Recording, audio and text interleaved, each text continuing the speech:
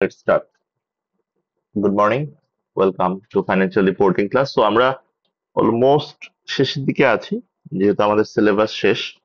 আমরা একটু কুইকলি কিছু প্রবলেমিক টপিক গুলো নিয়ে ডিসকাশন করছি, and in the mean time আমরা স্টাডি প্ল্যানটা আপনাদের সাথে বলার ট্রাই করছি যে আপনারা এখন কি করবেন। আসলে এখন আমাদের এন্ড থেকে যতটুকু সাপোর্ট দেওয়ার অথবা হেল্প করার সেটা তো আমরা করছিলাম, বাট নাও এই 1 মাস আপনাদের নিজেদের জন্য আসলে টাইমটা ডেডিকেট করাটা ইটস ভেরি ইম্পর্টেন্ট। এবং ট্রাস্ট মি, আমাদের এক্সামে সাকসেসফুল হওয়ার জন্য এই লাস্ট 1 মান্থ সব থেকে কি রোল প্লে করে, বিকজ এই 1 মান্থেই হচ্ছে আপনি হোল টপিক গুলোকে র্যাপ আপ করে এক্সাম স্ট্যান্ডার্ড অনুযায়ী প্র্যাকটিস গুলো করেন। এবং আমি রিকমেন্ড করি আপনি যত ধরনের প্র্যাকটিস করেন সব প্র্যাকটিস গুলো যেন আপনি প্র্যাকটিস প্ল্যাটফর্মের মাধ্যমে করেন, লাইক এসএসসি এর যেই স্টাডি হাবের যে প্ল্যাটফর্মটা আছে, এসএসসি এর যে প্র্যাকটিস প্ল্যাটফর্মের যে প্ল্যাটফর্মটা আছে সেখানে। অ্যান্ড সাইড বাই সাইড আপনারা হোল আসলে লাইক যেটাকে আমরা বলি টেক্সট বুক এখন আর ওইভাবে লাইন বাই লাইন পড়ার দরকার হয় না আপনাদের। সো সেই ক্ষেত্রে আমরা কিছু কুইক রিভিশন রিসোর্স শেয়ার করেছি, তার মধ্যে এই একটা হচ্ছে ক্যাপলানের যে পকেট নোটটা, আর আমার যেটা কুইক রিভিশন সেটা তো অলরেডি আছে আপনাদের কাছে। সো এখান থেকে আপনি রিভিশনটা করতে পারেন, অ্যান্ড আপনি এর পরের যখন যে টপিকটা প্রবলেম হবে আমাকে of course you can reach me out, but still আপনি নিজের মতো করে পাস্ট কোশ্চেন প্র্যাকটিস গুলো বেশি করবেন এখন। যেমন আমি আপনাদের জায়গায় থাকলে এখন যে রুটিনটা ফলো করতাম, লাইক আমি আমার স্টাডি টাইমটাকে 2টা স্লটে ভাগ করে দিতাম। একটা স্লটের জন্য আমি রাখতাম হচ্ছে টু প্র্যাকটিস সেকশন এ এবং সেকশন বি এর কোয়েশ্চেন, ওই যে অবজেক্টিভ টেস্ট যে কোয়েশ্চেন গুলো আছে এই কোয়েশ্চেন গুলোর প্র্যাকটিস করার জন্য আমি একটা স্লট রেখে দিতাম। যে স্লটটা it's less effective, less effective in a sense হচ্ছে যে স্লটে আমি আসলে অত সময় নিয়ে পড়তে পারবো না অথবা অত সময় দিতে পারবো না, একটু রাশ আছে অথবা একটু অল্প সময় আছে, হয়তো বা বেশি কনসেন্ট্রেশন না দিলেও হয়, সেই জায়গাটাতে আমি এ এবং বি এই সেকশনটা নিয়ে স্টাডি করতাম। ইট কুড বি ধরেন মেবি অফিস থেকে এসে যদি আপনি একটু স্টাডি করতে চান সেটা, আর যদি আরেকটু সময় আপনার থাকে সে সময়টাতে আপনি ট্রাই করবেন সেপারেট একটা স্লট রাখতে, দ্যাটস ফর সেকশন সি এর কোশ্চেন গুলো। কেননা আপনারা অলরেডি দেখতেছেন যে সেকশন সি এই কোশ্চেন গুলো করতে একটু সময় নিতে হয়, একটু কনসেন্ট্রেশন দিয়ে পড়তে হয়, এবং একটা দুইটা কোশ্চেন মিনিমাম এভরিডে কভার করা উচিত। অ্যান্ড ঠিক এই উইকেই আপনাদের মকের কোশ্চেন গুলো চলে আসবে, আমি আপনাদেরকে দিয়ে রাখবো, সলিউশনটাও দিব পরবর্তীতে। নেক্সট পার্ট হচ্ছে ইমিডিয়েটলি মক গুলো অ্যাটেম্প করা বিফোর 15th নভেম্বর। অ্যান্ড এখান থেকে আপনাদের অনেক সাজেশন দিবে এবং অনেক সলিউশনের কথা আমরা বলবো। অ্যান্ড আফটার দ্যাট আপনার মেন কাজই হচ্ছে যত বেশি সম্ভব টাইম কনস্ট্রেন্ট রেখে, মানে 3 ঘন্টা সময়টাকে সেট করে যে আপনি 3 ঘন্টা একটা এক্সাম না দিলেও অ্যাটলিস্ট যে কোশ্চেনটা করবেন সেই কোশ্চেনটার যে ডেডিকেটেড অর অ্যালোকেটেড টাইম, সে আপনি একটা 20 মার্কের কোশ্চেন করবেন, 20 মার্কের এই কোশ্চেনের জন্য আপনি টাইম পাবেন হচ্ছে 16 মিনিট, সরি 36 মিনিট, 1.8 মিনিটস করে। তো আপনি এই 36 মিনিটের মধ্যে ট্রাই করবেন শেষ করার, মেবি 36 মিনিটের মধ্যে হয়তো বা পসিবল হবে না, আপনি ট্রাই করবেন এটাকে যেভাবেই হোক আর 5 to 10 মিনিটস এর মধ্যে র্যাপ আপ করার, মানে লাইক আপনার ওই টাইম প্রেশারটা যেন আপনি নিতে পারেন, টাইম কনস্ট্রেন্টটা যেন আপনি আলটিমেটলি বুঝতে পারেন, সেই জায়গাটা থেকে একটু জাস্ট নিজেকে কভার করা। ওকে, সো এখানে আমি একটু বলবো আপনাদেরকে আপনি যেন খুব ভালো করে খুব গুছিয়ে আপনি প্রিপারেশনটা র্যাপ আপ করতে পারেন উইথ প্রপার প্র্যাকটিস। আমি আবারও বলছি, এখন 1 মাস আপনাদের প্র্যাকটিস, প্র্যাকটিস এন্ড প্র্যাকটিসের টাইম, নট লাইক আপনি এখন আবার সব আইএস সব কনসেপচুয়াল ফ্রেমওয়ার্ক সবকিছু আবার একদম লাইন বাই লাইন পড়তেই হবে আপনাকে, because you have already read it out এবং আপনাদের অলরেডি এই আইডিয়া আছে যে কিভাবে আপনারা এই টপিক গুলো অ্যাপ্লাই করবেন। এন্ড যত বেশি আপনি প্র্যাকটিস করবেন তত বেশি আপনি অ্যাপ্লাই করতে পারবেন, এই মাইন্ডসেটটা আপনার মধ্যে তৈরি হবে। ওকে, সো আমরা একটু জাস্ট তাহলে আমাদের রিভিশন একটু কুইকলি ট্রাই করব কমপ্লিট করতে। সেই ক্ষেত্রে হচ্ছে আমরা একটু যদি দেখি, গত ক্লাসে আমরা ইনভেস্টমেন্ট প্রপার্টির এই পার্টটা পর্যন্ত অনেক ডিটেলসে ডিসকাশন করা হয়েছিল। এরপরে আপনি যেটা বললেন মঈন ভাই, সেটা হচ্ছে এখান থেকে ট্যাক্সেশনটা নিয়ে একটু কথা বলার জন্য। ওকে। আর আদার স্ট্যান্ডার্ডের মধ্যে আসলে আইএস 10 পড়ে যায়।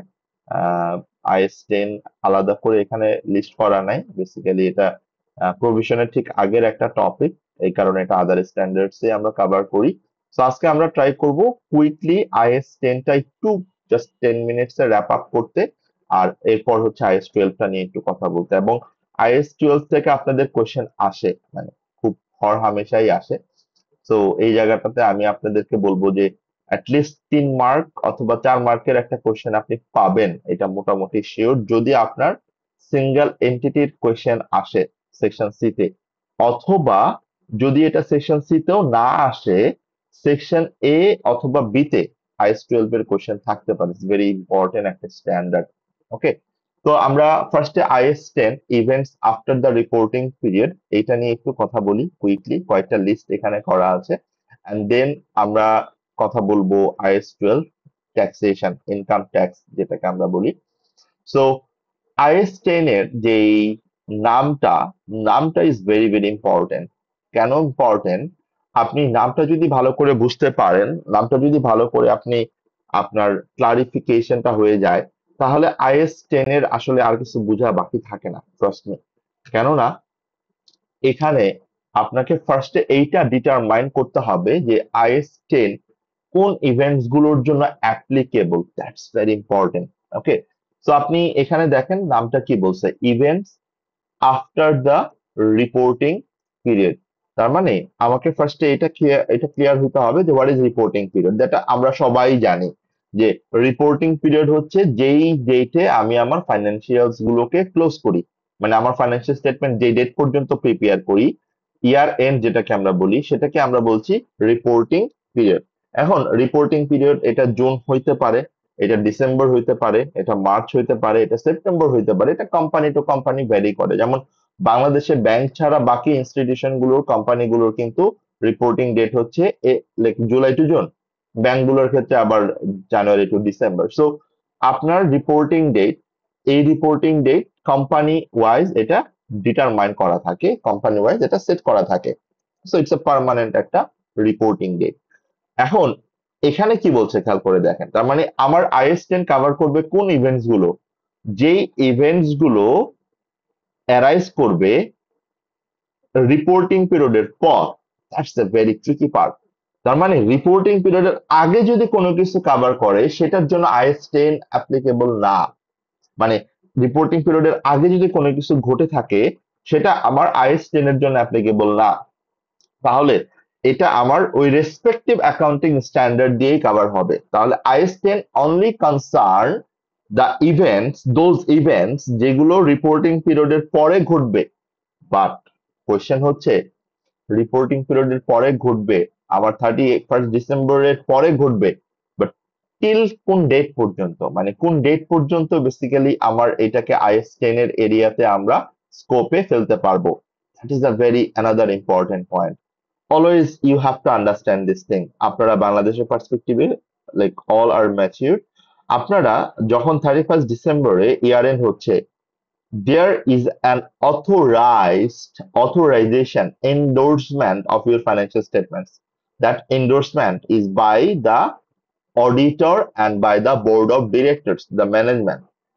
যখনই অডিট রিপোর্টটা সাইন হয়ে যায়, ফাইন্যান্সিয়াল স্টেটমেন্টটা অথরাইজড হয়ে যায়, খেয়াল করে দেখবেন এরপরে কিন্তু আপনি কোনো ট্রানজেকশন যাই হোক, ওই বছরের অডিট রিপোর্টে কিন্তু আপনি আর এটাকে কোনোভাবেই ইনক্লুড করতে পারেন না। সো বাংলাদেশের পার্সপেক্টিভ থেকে আমরা যদি ওভারঅল চিন্তা করে দেখি, তার মানে গ্লোবালি যদি আমরা চিন্তা করে দেখি, যে আমার events after the reporting period বলতে আমরা বুঝি যে ইভেন্টস গুলো, খেয়াল করে দেখেন, যে ইভেন্টস গুলো রিপোর্টিং পিরিয়ডের পরে হবে, বা আমার ফাইন্যান্সিয়াল স্টেটমেন্ট অথরাইজড হওয়ার আগে, মানে অডিট রিপোর্ট ডিবিসি সাইন হওয়ার আর ডিবিসি রিপোর্ট পড়ার আগ পর্যন্ত যত ইভেন্টস হবে, সেগুলোকে আমরা আইএস 10 এর আন্ডারে কভার করতে পারবো।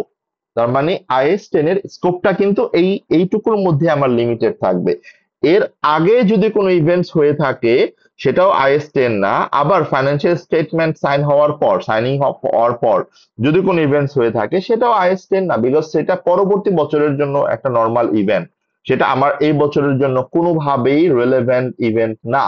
So that is the first part, you have to determine যে events after the reporting period বলতে আমরা কি বুঝি। এখন আমরা এখানে যেভাবে কনসেপ্টটা চিন্তা করব যে the financial statements the accounts are authorized for issue, তার মানে হচ্ছে এজিএম, যেটাকে আমরা বলি এজিএম ডেট। সো এজিএম তো পরে হয়, রাইট? ঠিক না, যে এজিএমটা তো আসলে আমি, হ্যাঁ আমার অফকোর্স ফাইন্যান্সিয়াল স্টেটমেন্টে এন্ডোর্স করা হয় AGM A, but try to understand audit report হওয়ার পর এজিএম এর যে গ্যাপটা আছে, সেই গ্যাপের মধ্যে কিন্তু কোনো ইভেন্টস হলে আমরা অডিট রিপোর্টে আর ইনক্লুড করতে পারছি না, কেননা ওই ফাইন্যান্সিয়াল স্টেটমেন্ট যখনই আমি ডিবিসি হয়ে গেছে, যখনই আমার অডিট রিপোর্ট সাইন হয়ে গেছে, ওই বছরের জন্য ফাইন্যান্সিয়াল স্টেটমেন্ট ক্লোজড। এখানে আর কোনো ট্রানজেকশনস, কোনো ইভেন্টস আমরা এখানে ইনক্লুশন করতে পারবো না। এই জন্য মনে করে দেখবেন আপনারা যখন অ্যাকাউন্টস কমপ্লিট করেন, ক্লোজ করেন, অডিট রিপোর্ট অডিটর সাইন এবং ম্যানেজমেন্ট সাইন করার আগ পর্যন্ত অনেক ব্যাক এন্ড ফোর্থ হয়, অনেক ইভেন্টস হয়, অনেক ট্রানজেকশনস হয়, যেগুলো আপনাকে অডিটর বলে কারেক্ট করতে, আপনি আবার কারেক্ট করেন, আবার ম্যানেজমেন্ট বলে যে এটা এইভাবে না এটা এইভাবে দেন, আপনি কারেক্ট করেন। বাট যেই দিন ডিবিসি রিপোর্টে পড়ে গেল, যেই দিন সাইন করে ফেললো ডিবিসি ডেট, এরপরে ভাইয়া আর রিপোর্ট চেঞ্জ করা যাবে না। এটা আগে এক সময় ছিল এরকম করা যাইতো, বাট কারেন্টলি এই ফ্রডুলেন্ট জিনিসগুলাকে মানে সুন্দর করে ফিল্টার করার জন্য, রেস্ট্রিক্ট করার জন্য ডিবিসি সিস্টেমটা মানে নিয়ে আসছে বাংলাদেশে। So that is the point. আমি বাংলাদেশের পার্সপেক্টিভ বললাম, বাট গ্লোবালি অডিট রিপোর্টের কনসেপ্টটা কাছাকাছি হয়। সো এখানে আপনি খেয়াল করে দেখবেন, তার মানে আপনার জন্য IAS 10 কিন্তু জাস্ট এতটুক, এর বাইরে কিন্তু আসলে IAS 10 এর আর কোনো কিছু নাই আপনার জন্য। তাহলে এখন এই ইভেন্টস গুলোর মধ্যে এই যে সময়টুকু আছে, এই সময়টুকুর মধ্যে এখন আপনাকে চিন্তা করতে হবে কোন ইভেন্টস গুলো আপনার জন্য অ্যাডজাস্টিং ইভেন্টস আর কোন ইভেন্টস গুলো আপনার জন্য নন অ্যাডজাস্টিং ইভেন্টস। ওকে, তার মানে আমরা যে ইভেন্টস গুলো নিয়ে কথা বললাম, এই ইভেন্টস গুলো দুই রকমের হয়, একটা হচ্ছে অ্যাডজাস্টিং ইভেন্টস আর একটা হচ্ছে নন অ্যাডজাস্টিং ইভেন্টস। আপনি লিস্ট গুলো দেখবেন অফকোর্স, এন্ড আপনি এটাও বুঝবেন অফকোর্স, এটা ইম্পর্টেন্ট, বাট তার থেকেও ইম্পর্টেন্ট হচ্ছে what is the meaning of adjusting events and what is the meaning of non adjusting events.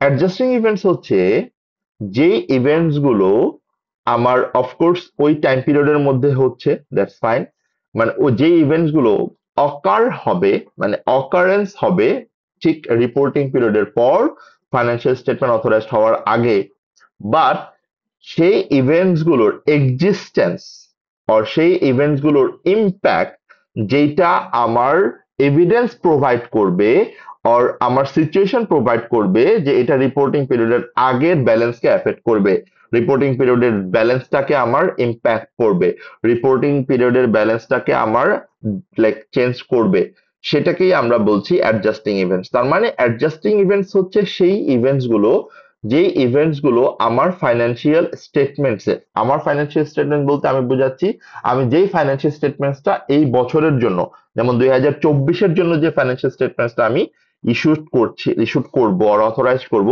সেই ফাইন্যান্সিয়াল স্টেটমেন্টসটাকে বেসিক্যালি অ্যাপ্রুভ করার জন্য আমরা যে ইভেন্টস গুলোকে অ্যাডজাস্ট করব। সো আপনি দেখবেন অ্যাডজাস্টিং ইভেন্টস বলতে আমরা বুঝাচ্ছি যেই কারণে আমার ফাইন্যান্সিয়াল স্টেটমেন্টের অ্যামাউন্টটাকে আপডেট করতে হবে, অ্যাডজাস্ট করতে হবে, আমাকে অ্যাডজাস্টিং এন্ট্রি দিতে হবে। Those are call adjusting events. So simple কথা। আর নন অ্যাডজাস্টিং ইভেন্টস খেয়াল করে দেখবেন, নন অ্যাডজাস্টিং ইভেন্টস এখানে সিম্পলি বলা যায় যে যে ইভেন্টস গুলো অ্যাডজাস্টিং না সেটাই তো নন অ্যাডজাস্টিং ইভেন্টস। বাট অ্যাগেইন এটাকেও একই রকম ভাবে বলা যায় যে যে ইভেন্টস গুলো ওই একই রকম ডেট, যে রিপোর্টিং পিরিয়ডের পর বাট ফাইন্যান্সিয়াল স্টেটমেন্টস অথরাইজড হওয়ার আগে ঘটছে, বাট যেটা আসলে আমাকে এভিডেন্স প্রোভাইড করছে না, যেটা আমার প্রিভিয়াস কোনো ব্যালেন্সকে অ্যামেন্ড করতে হবে, আর যেটা প্রিভিয়াসলি এক্সিস্ট করতো না যে ইভেন্টস এর ইম্প্যাক্টটা। তার মানে এক কথায় নন অ্যাডজাস্টিং ইভেন্টস গুলোকে আমরা আমাদের এই বছরের, খেয়াল করব, আমরা আমাদের এই বছরের ফাইন্যান্সিয়াল স্টেটমেন্টের সাথে অ্যাডজাস্ট করব না, দ্যাট ইজ রাইট। বাট এটাকে যে কখনোই অ্যাডজাস্ট করব না সেটা আবার ঠিক না। অনেক সময় অবজেক্টিভ টেস্ট কোশ্চেন আপনাকে বলে দিবে যে non adjusting events are never been adjusted. No, non adjusting events এই বছরের ফাইন্যান্সিয়ালস এর সাথে আমরা অ্যাডজাস্ট করি না, দ্যাটস ফাইন। বাট এটা পরবর্তী বছরের জন্য, মানে 2025 আর 2026 সালের জন্য কিন্তু এটা আমার নর্মাল একটা ট্রানজেকশন, নর্মাল একটা ইভেন্ট, সো এটা পরবর্তী বছরের সাথে অ্যাডজাস্ট হবে। বাট এই বছরের এফএস এর সাথে এটা আমরা অ্যাডজাস্ট করব না। তাহলে কি করব? এই বছরের এফএস এর সাথে আমরা এটাকে জাস্ট ডিসক্লোজার দিব, জাস্ট আমরা নোট দিব যে আমার এরকম একটা ইভেন্ট ছিল যেটা আমার ফাইন্যান্সিয়াল স্টেটমেন্টকে এফেক্ট করে না, বাট এটা আমি I want to notify to my share holders, I want to notify to my stake holders. আমি একটা ডিসক্লোজার্স দিব। অ্যান্ড এই ডিসক্লোজার্সটাও যে দিব সেটা আমরা সবাই জানি, ডিসক্লোজার্স গুলো আমরা সব তো আর ডিসক্লোজ করি না, আর সব তো আর ডিসক্লোজার দেই না। এখানেও একটা ছোট্ট প্যারামিটার আছে, এখানে একটা ছোট লাইক কি বলে একটা টেস্টিং আছে, যে ইভেন্টস গুলো আমার একটু ম্যাটেরিয়াল, মানে non adjusting events but still material significant, ওগুলোকে আমরা ডিসক্লোজার দিব, এটা ম্যান্ডেটরি ডিসক্লোজার। বাট যেগুলা ম্যাটেরিয়াল না, সিগনিফিকেন্ট না, সেটাকে আমরা ডিসক্লোজার দিতেও পারি, নাও দিতে পারি, মানে that's a optional thing. Okay, that's up to you actually. So আমরা আগে এটা খেয়াল করি যে অ্যাডজাস্টিং ইভেন্টস গুলাকে আমরা কি করব, নন অ্যাডজাস্টিং ইভেন্টস গুলোকে আমরা কি করব। অ্যাডজাস্টিং ইভেন্টস গুলোকে আমরা অ্যাডজাস্টমেন্ট প্রোভাইড করব, আমরা আমাদের ফাইন্যান্সিয়াল স্টেটমেন্টটাকে অ্যামেন্ড করব, চেঞ্জ করব। অ্যান্ড নন অ্যাডজাস্টিং ইভেন্টস গুলোর জন্য আমার ফাইন্যান্সিয়াল স্টেটমেন্টে কোথাও হাত দেওয়া যাবে না, আমার অ্যামাউন্ট কোথাও কোনো চেঞ্জ হবে না। বাট আমরা ডিসক্লোজার দিব যে ইনফরমেশন গুলো material for my users, for my share holders. But যেগুলো ম্যাটেরিয়াল না সেটা আমি ডিসক্লোজ করতেও পারি, নাও করতে পারি, দ্যাটস অপশনাল থিং। তো এই পর্যন্ত আপনাদেরকে এই এই ক্লারিফিকেশনটা, এই আন্ডারস্ট্যান্ডিংটা খুবই খুবই ক্লিয়ার রাখতে হবে। এখন আপনার কোশ্চেন যে জায়গাটাতে ছিল যে ভাইয়া তাহলে কোন আইটেম গুলো ইউজুয়ালি অ্যাডজাস্টিং ইভেন্টস হয়, কোন আইটেম গুলো ইউজুয়ালি নন অ্যাডজাস্টিং আইটেমস হয়, সেটা একটু আমাকে তাহলে ক্লারিফাই করে দেই। তো আপনি দেখতেছেন অলরেডি কয়েকটা লিস্ট দেওয়া আছে, those are the commonly used list, এটা এক্সামের জন্য আসে। নাম্বার ওয়ান, আমরা যদি অ্যাডজাস্টিং ইভেন্টস গুলো ধরে যাই, number one, debtors or receivables goes bad debt 5 days after statement of financial position date। খেয়াল করেন ইভেন্টটা কবে হয়েছে, ইভেন্টটা ঘটছে কিন্তু রিপোর্টিং পিরিয়ডের পর। বাট আপনি কোন একটা রিসিভেবলের কাছে $10,000 পেতেন, আপনি ফাইন্যান্সিয়ালস ক্লোজ করার আগেই তো জেনে গেলেন যে এই $10,000 আপনি আর পাবেন না। এখন আপনি যদি $10,000 দেখায় ফেলেন, আপনার অ্যাসেট ওভারস্টেট হবে, যেটা আপনি করতে পারবেন না। তাহলে আপনাকে কি করতে হবে? আপনাকে অবশ্যই অবশ্যই এই রিসিভেবলটাকে আপনার রাইট অফ করে দিতে হবে, যেহেতু ব্যাড ডেপ্ট হয়ে গেছে। তার মানে আমার রিসিভেবল থেকে এই $10,000, তার মানে আমার এন্ট্রি দিব হচ্ছে আমি অ্যাডজাস্টমেন্ট এন্ট্রি, ইরিকভারেবল ডেবিট, মানে আমার এক্সপেন্স বেড়ে যাবে $10,000, অ্যান্ড রিসিভেবল ক্রেডিট $10,000 রিসিভেবল থেকে আমি মাইনাস করে দিব। That is call adjusting event. একই রকম ভাবে যদি কোনো প্রপার্টি অর যদি কোনো অ্যাসেট আমার ইম্পেয়ারমেন্ট হয়, যেটা অ্যাকচুয়ালি ইন্ডিকেট করে যে আমার এটা যে বছরের অ্যাসেট ছিল সেই অ্যাসেটটাকে ইম্পেয়ার করবে, সেটাও আমাকে ফাইন্যান্সিয়াল স্টেটমেন্ট ক্লোজ করার আগেই আমাকে অবশ্যই অবশ্যই অ্যাডজাস্টমেন্টটা দিতে হবে। ওকে, তারপর যদি কোনো কোর্ট কেস, কোনো লিটিগেশনস থাকে, যে লিটিগেশন গুলো কোনো প্রভিশন যেটা আসলে আমার ডিসিশন হয়ে গেছে, আর ডিসিশন হয়েছে হয়তো বা রিপোর্টিং পিরিয়ডের পর, বাট এটা অলরেডি আমার ফাইন্যান্সিয়ালস এ ছিল প্রভিশন রাখা, সো অবশ্যই আমাকে সেটাকে অ্যাডজাস্ট করতে হবে আমার ফাইন্যান্সিয়াল স্টেটমেন্টের সাথে। এটার সব থেকে বড় example IS2, events after the reporting পিরিয়ডের সাথে IS2 এর একটা দারুণ সম্পর্ক আছে, IS37 এর একটা দারুণ সম্পর্ক আছে, IS36 এর একটা সম্পর্ক আছে। বাট সব থেকে ভালো সম্পর্ক আপনারা অলরেডি কভার করতে পারবেন, কানেক্ট করতে পারবেন IS2 এর সাথে। একটু মনে করে দেখেন, IS2, as per IS2 inventory should be valued at lower of cost and NRV, মনে পড়ে কিনা? জি ভাইয়া। এবং আমরা এই ভ্যালুয়েশনটা কখন করি? ইয়ার এন্ডে করি, মানে জি। এট দ্য ইয়ার এন্ড, কারণ ক্লোজিং ইনভেন্টরি তো, ঠিক না? হুম। ওকে, আমি ইয়ার এন্ডে আমার ক্লোজিং ইনভেন্টরির ভ্যালু কস্ট ধরলাম $10, okay, cost $10, but net realisable value ছিল $15।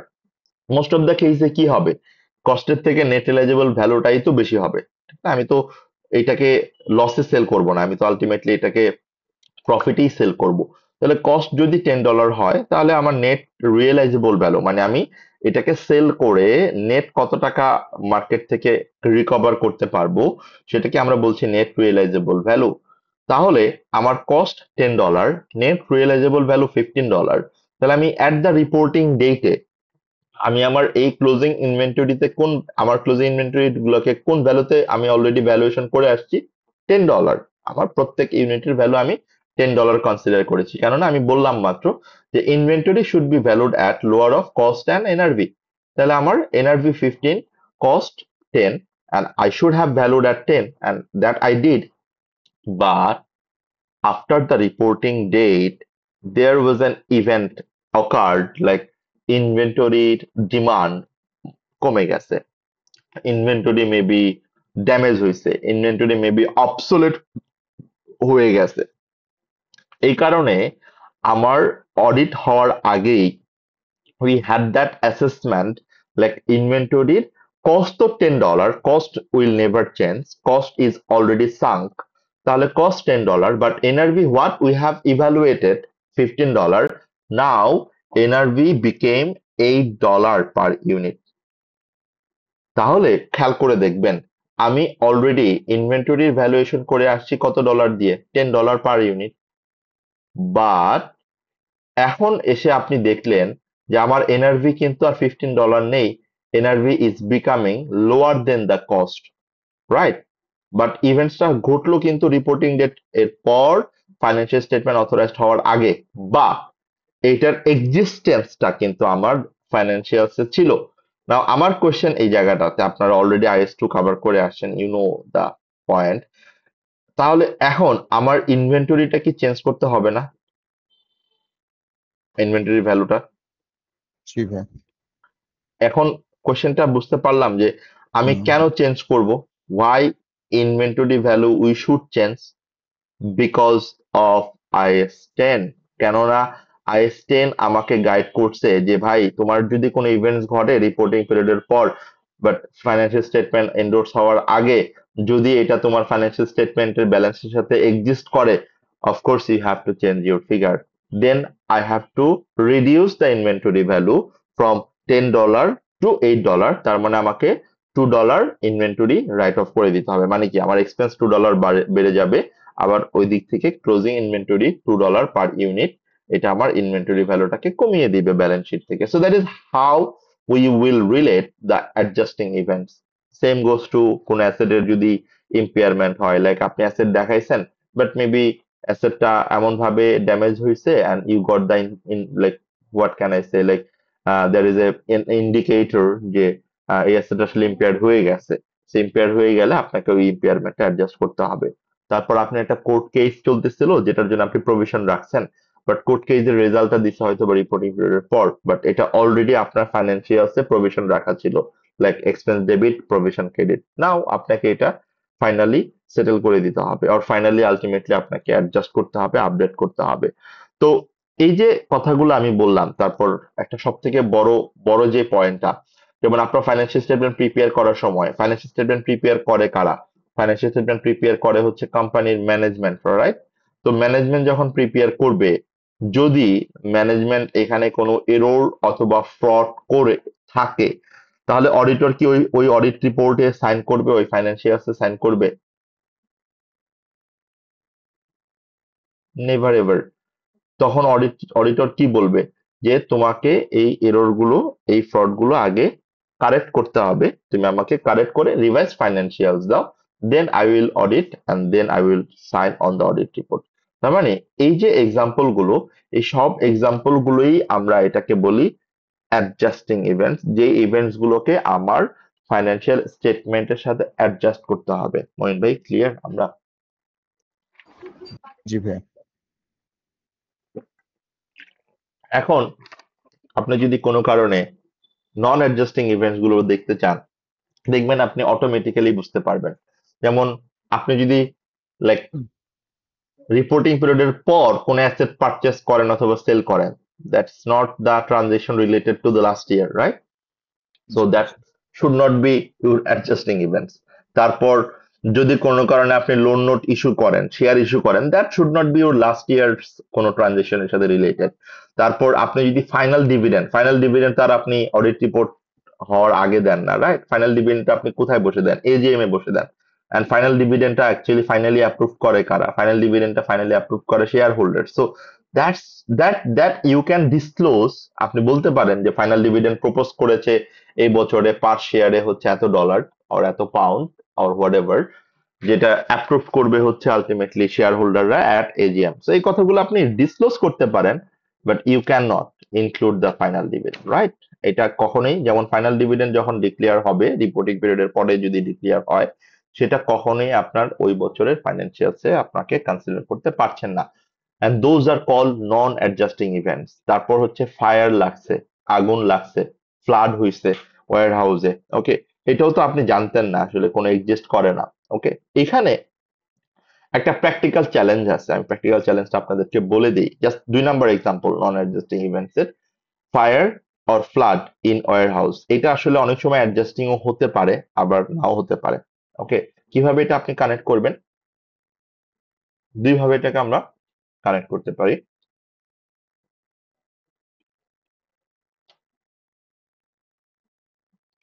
আপনার 4টা ওয়্যার হাউস ছিল, মানে আপনার বিজনেস 4টা ওয়্যার হাউস লাইক অপারেট করতো বিজনেস রান করার জন্য। এই 4টা ওয়্যার হাউসের মধ্যে একটা ওয়্যার হাউস, যে ওয়্যার হাউসে আপনি আপনার ইনভেন্টরি গুলোকে মার্ক করে রাখতেন, যে এখানে কোন ইনভেন্টরি গুলো লাস্ট ইয়ারের, মানে গত বছরের ক্লোজিং, এন্ড কোন ইনভেন্টরি গুলো এই বছরে, মানে আলাদা করে রাখতেন, মানে একদম সেপারেট করে রাখতেন। এখন যদি আপনার একটা ওয়্যার হাউস পুড়ে যায়, ওই যে ওয়্যার হাউসে আপনি ইনভেন্টরি গুলোকে মার্ক করে রাখতেন, মানে আপনি জানতেন যে এই যে ওয়্যার হাউসটা পুড়ে গেছে, ফ্লাড হয়েছে, এটার 20% ইনভেন্টরি ছিল যেটা লাস্ট ইয়ারের ক্লোজিং ইনভেন্টরি।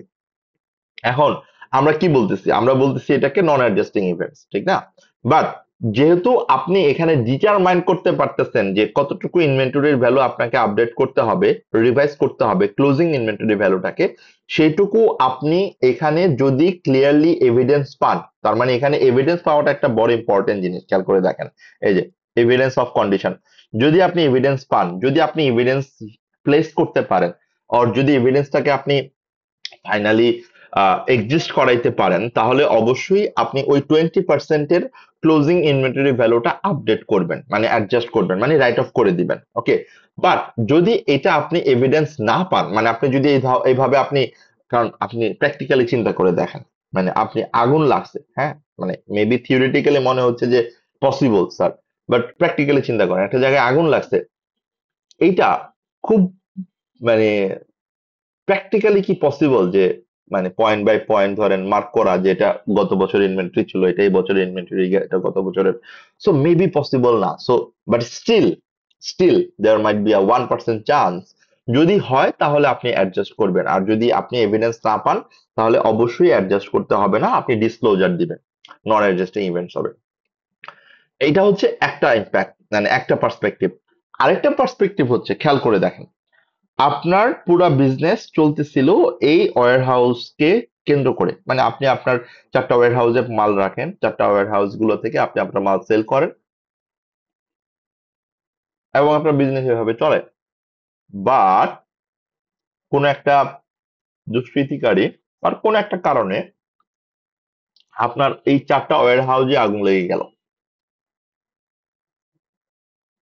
এবং আপনার বিজনেসটা এখন আর প্রপারলি রান করতে পারবেন, মানে প্রপারলি রান করতে পারবেন বলতে আপনি আপনার বিজনেসটা এখন আর অপারেট করতে পারবেন গোয়িং কনসার্ন বেসিসে, এটার চান্সেস ইজ নো মোর, মানে আপনার বিজনেস এখন আর গোয়িং কনসার্ন বেসিসে হবে না। আমার কোয়েশ্চেন হচ্ছে, আমি আমার ফাইন্যান্সিয়ালস তো অলরেডি প্রিপেয়ার করে ফেলছি গোয়িং কনসার্ন বেসিসে, কারণ আমি তো জানি যে আমার ফাইন্যান্সিয়াল স্টেটমেন্ট যখন প্রিপেয়ার করব, আমার একটা একটা খুব একটা বেসিক অ্যাজাম্পশন থাকবে যেটা হচ্ছে আমরা আমাদের ফাইন্যান্সিয়াল স্টেটমেন্টটা ফরসিয়েবল পিরিয়ড পর্যন্ত, মানে 1 বছর পর্যন্ত আমি প্রপারলি অপারেট করব।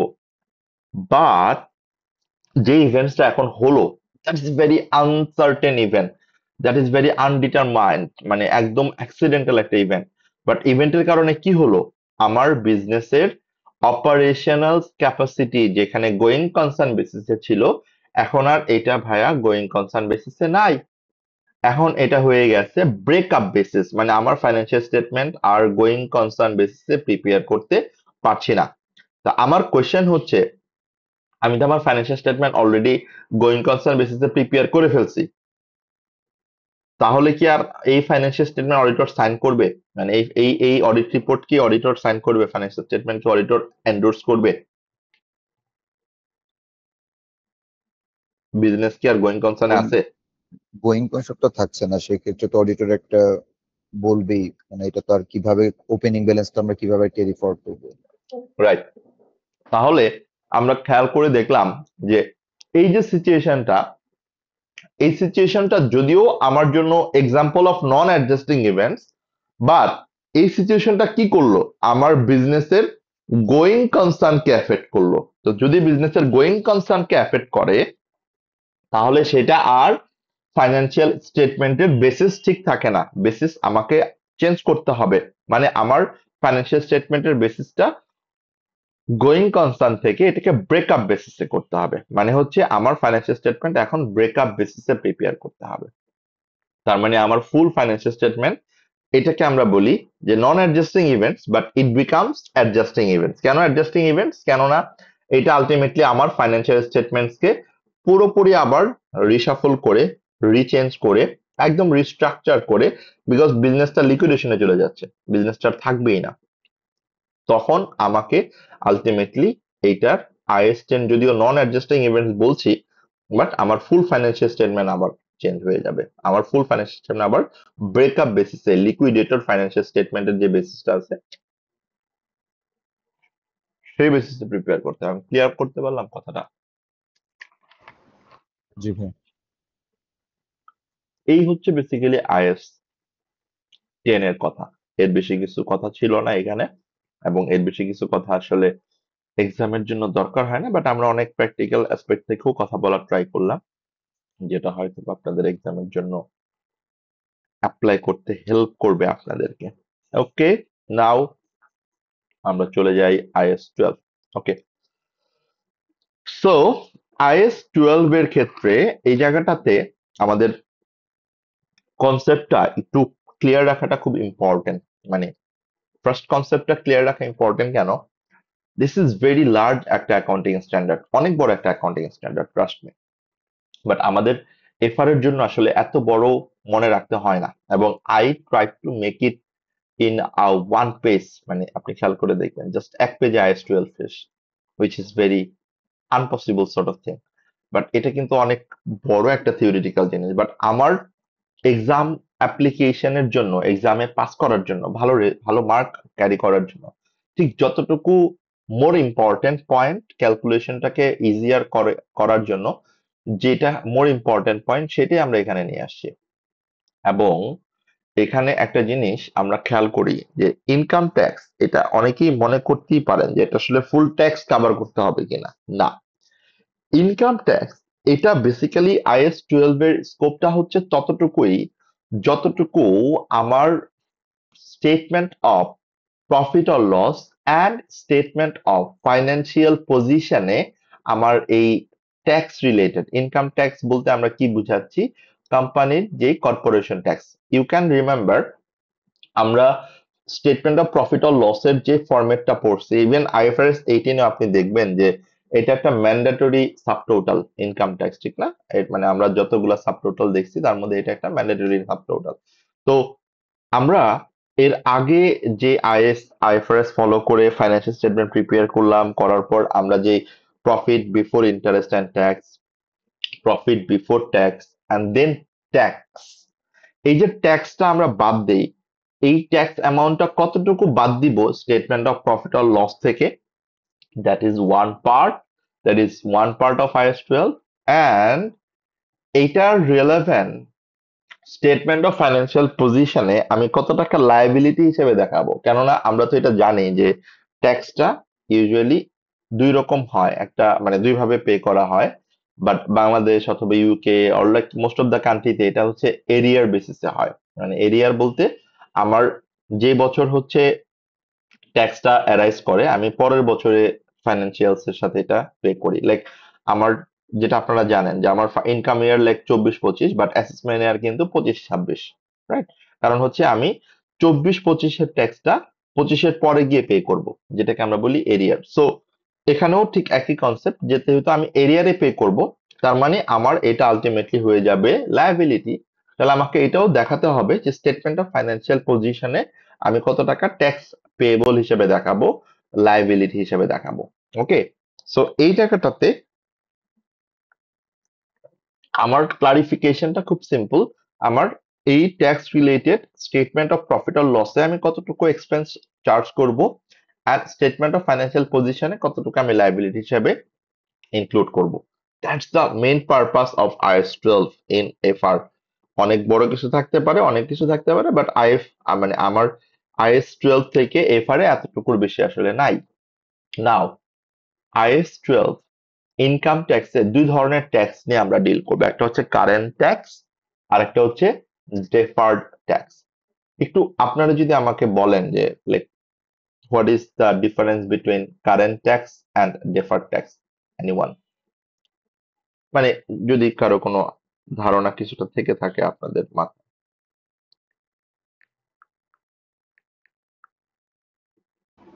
ডিউরিং দ্য ফাইন্যান্সিয়াল ইয়ার বা যেটা একদম সেটেল করে ফেলেছি সেটাকে আমরা কারেন্ট ট্যাক্স বলছি, আর যেটা আপনার লায়াবিলিটি পজিশন অথবা অ্যাসেট পজিশন ক্রিয়েট হয়েছে আমরা দিচ্ছি না ক্লোজিং পিরিয়ডে, হুম, সেটাকে ডেফার্ড করে দিচ্ছি।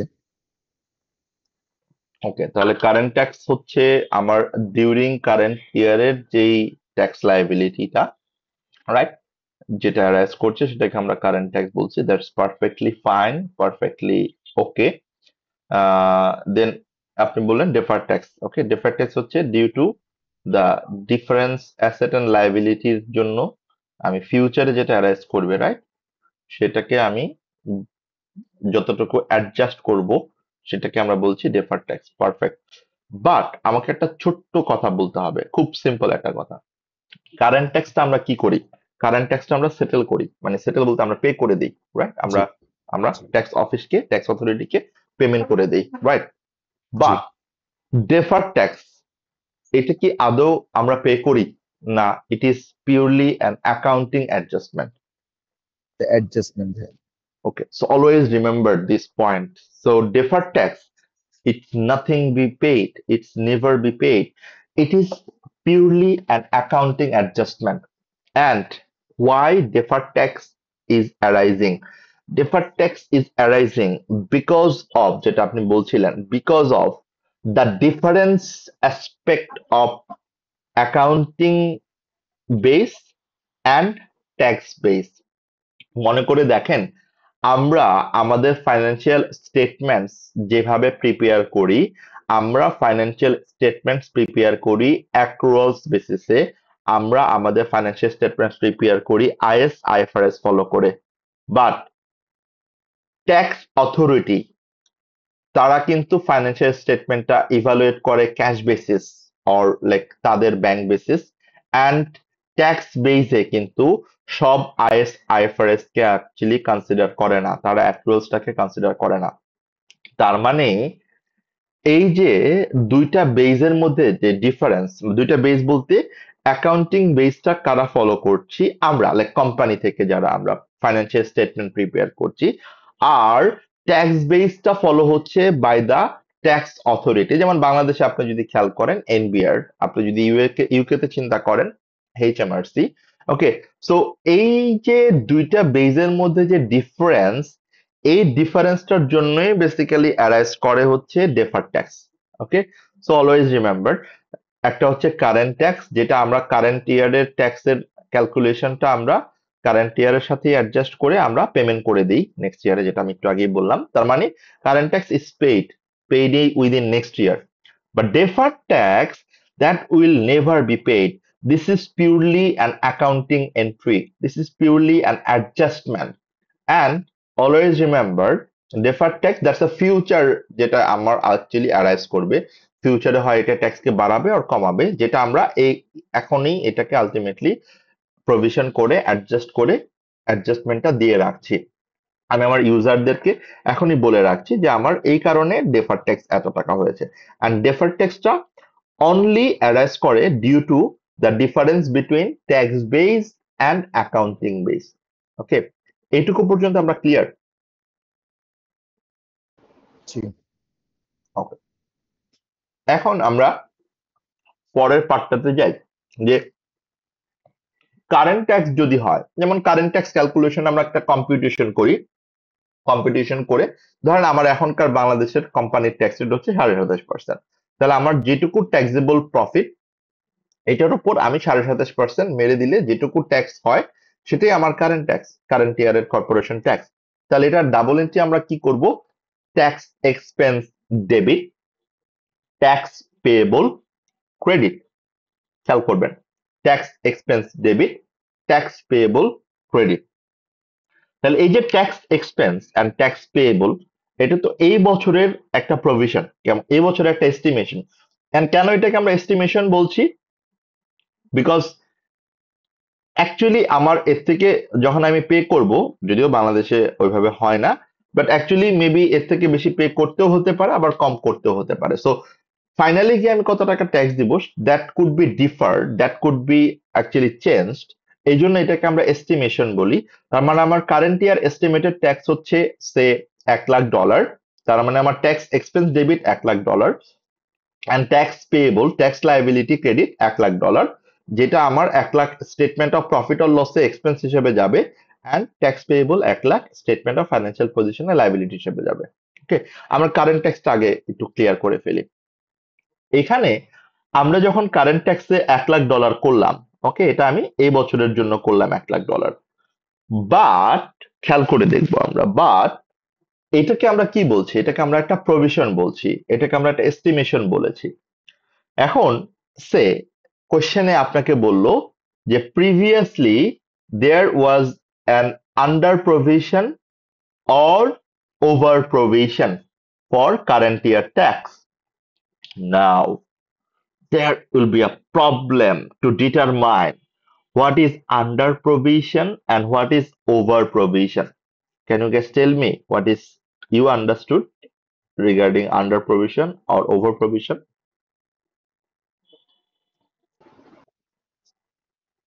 যেটা পেয়েবল ছিল এটা যদি আপনার অ্যাকচুয়ালি এর থেকে বেশি পে করতে হয় সেটাকে বলবো আমরা মনে হয় under provision vice versa. Okay, উল্টা বলে ফেলছি মনে হয়। ও আচ্ছা। হুম আমি একটু ক্লিয়ার করে নেই হ্যাঁ ধরেন আমার 30 জুন 2024 মানে হচ্ছে আমার 24 অর 31 ডিসেম্বর 2024 এর ফাইন্যান্সিয়াল ইয়ারে আমি প্রভিশন রাখছি $1,00,000 যেটা একটু আগে বললাম right tax expense debit and tax payable or tax liability credit এটা হচ্ছে এই বছরের মানে কারেন্ট ইয়ার প্রভিশন ঠিক না যেটা আমরা আমাদের অ্যাডজাস্টমেন্ট থেকে অ্যাডিশনাল নোট থেকে নিয়ে নিব বাট ফার্স্ট পয়েন্ট হচ্ছে এই যে under provision or over provision those are not related to the current year okay those are related to the previous year provision এটা হচ্ছে ফার্স্ট পয়েন্ট তাহলে যেহেতু এটা প্রিভিয়াস ইয়ার রিলেটেড প্রভিশন তাহলে এটা আমার অ্যাডিশনাল নোটে থাকবে না এটা থাকবে হচ্ছে ট্রায়াল ব্যালেন্সে এটা হচ্ছে আমার সব থেকে ইম্পর্টেন্ট নোট এখানে ওকে তাহলে ট্রায়াল ব্যালেন্সে আমার থাকবে আইদার এটা under provision or over provision. Now, we need to understand. You can write it down. We need to understand what is under provision. Under provision মানে হচ্ছে আপনি প্রভিশনটা কম রাখছিলেন মানে কি আপনার যেটুকু পে করা লাগছিল লাইক আপনি প্রভিশন রাখছিলেন $80,000 তাহলে আপনি কি এন্ট্রি দিয়েছিলেন আপনি এন্ট্রি দিয়েছিলেন expense debit $80,000 and provision or payable credit $80,000 but finally গিয়ে you have to pay $90,000 তাহলে আপনি যখন $90,000 পে করছেন তাহলে আপনার পেয়েবল কত ছিল পেয়েবল তো ছিল হচ্ছে 80,000 তাহলে এখন তো জি। আর পেয়েবল আপনি আলটিমেটলি না বাড়ায় এটা সেটেল করতে পারছেন না, তাহলে আপনাকে আলটিমেটলি এখন কি করতে হবে, এই 10,000 যেটুকু আপনি এক্সট্রা পে করতেছেন সেটা এখন এই বছরের ফাইন্যান্সিয়ালস এর সাথে, মানে এই বছর বলতে আমি পরবর্তী বছরের ফাইন্যান্সিয়ালস এর সাথে এটাকে অ্যাডজাস্ট করে দিব, মানে অ্যাডজাস্ট করে দিব বলতে আমি আমার এক্সপেন্সটাকে রিভাইজ করে দিব, এক্সপেন্সটাকে বাড়াই দিব। তাহলে আন্ডার প্রভিশন কখন হয়, আপনি যেটুকু প্রভিশন রাখছেন তার থেকে আপনি বেশি পে করছেন, মানে পেমেন্টটা বেশি হয়েছে, প্রভিশনটা কম হয়েছে, এই জন্য এটাকে আমরা বলছি আন্ডার প্রভিশন। ক্লিয়ার? জি।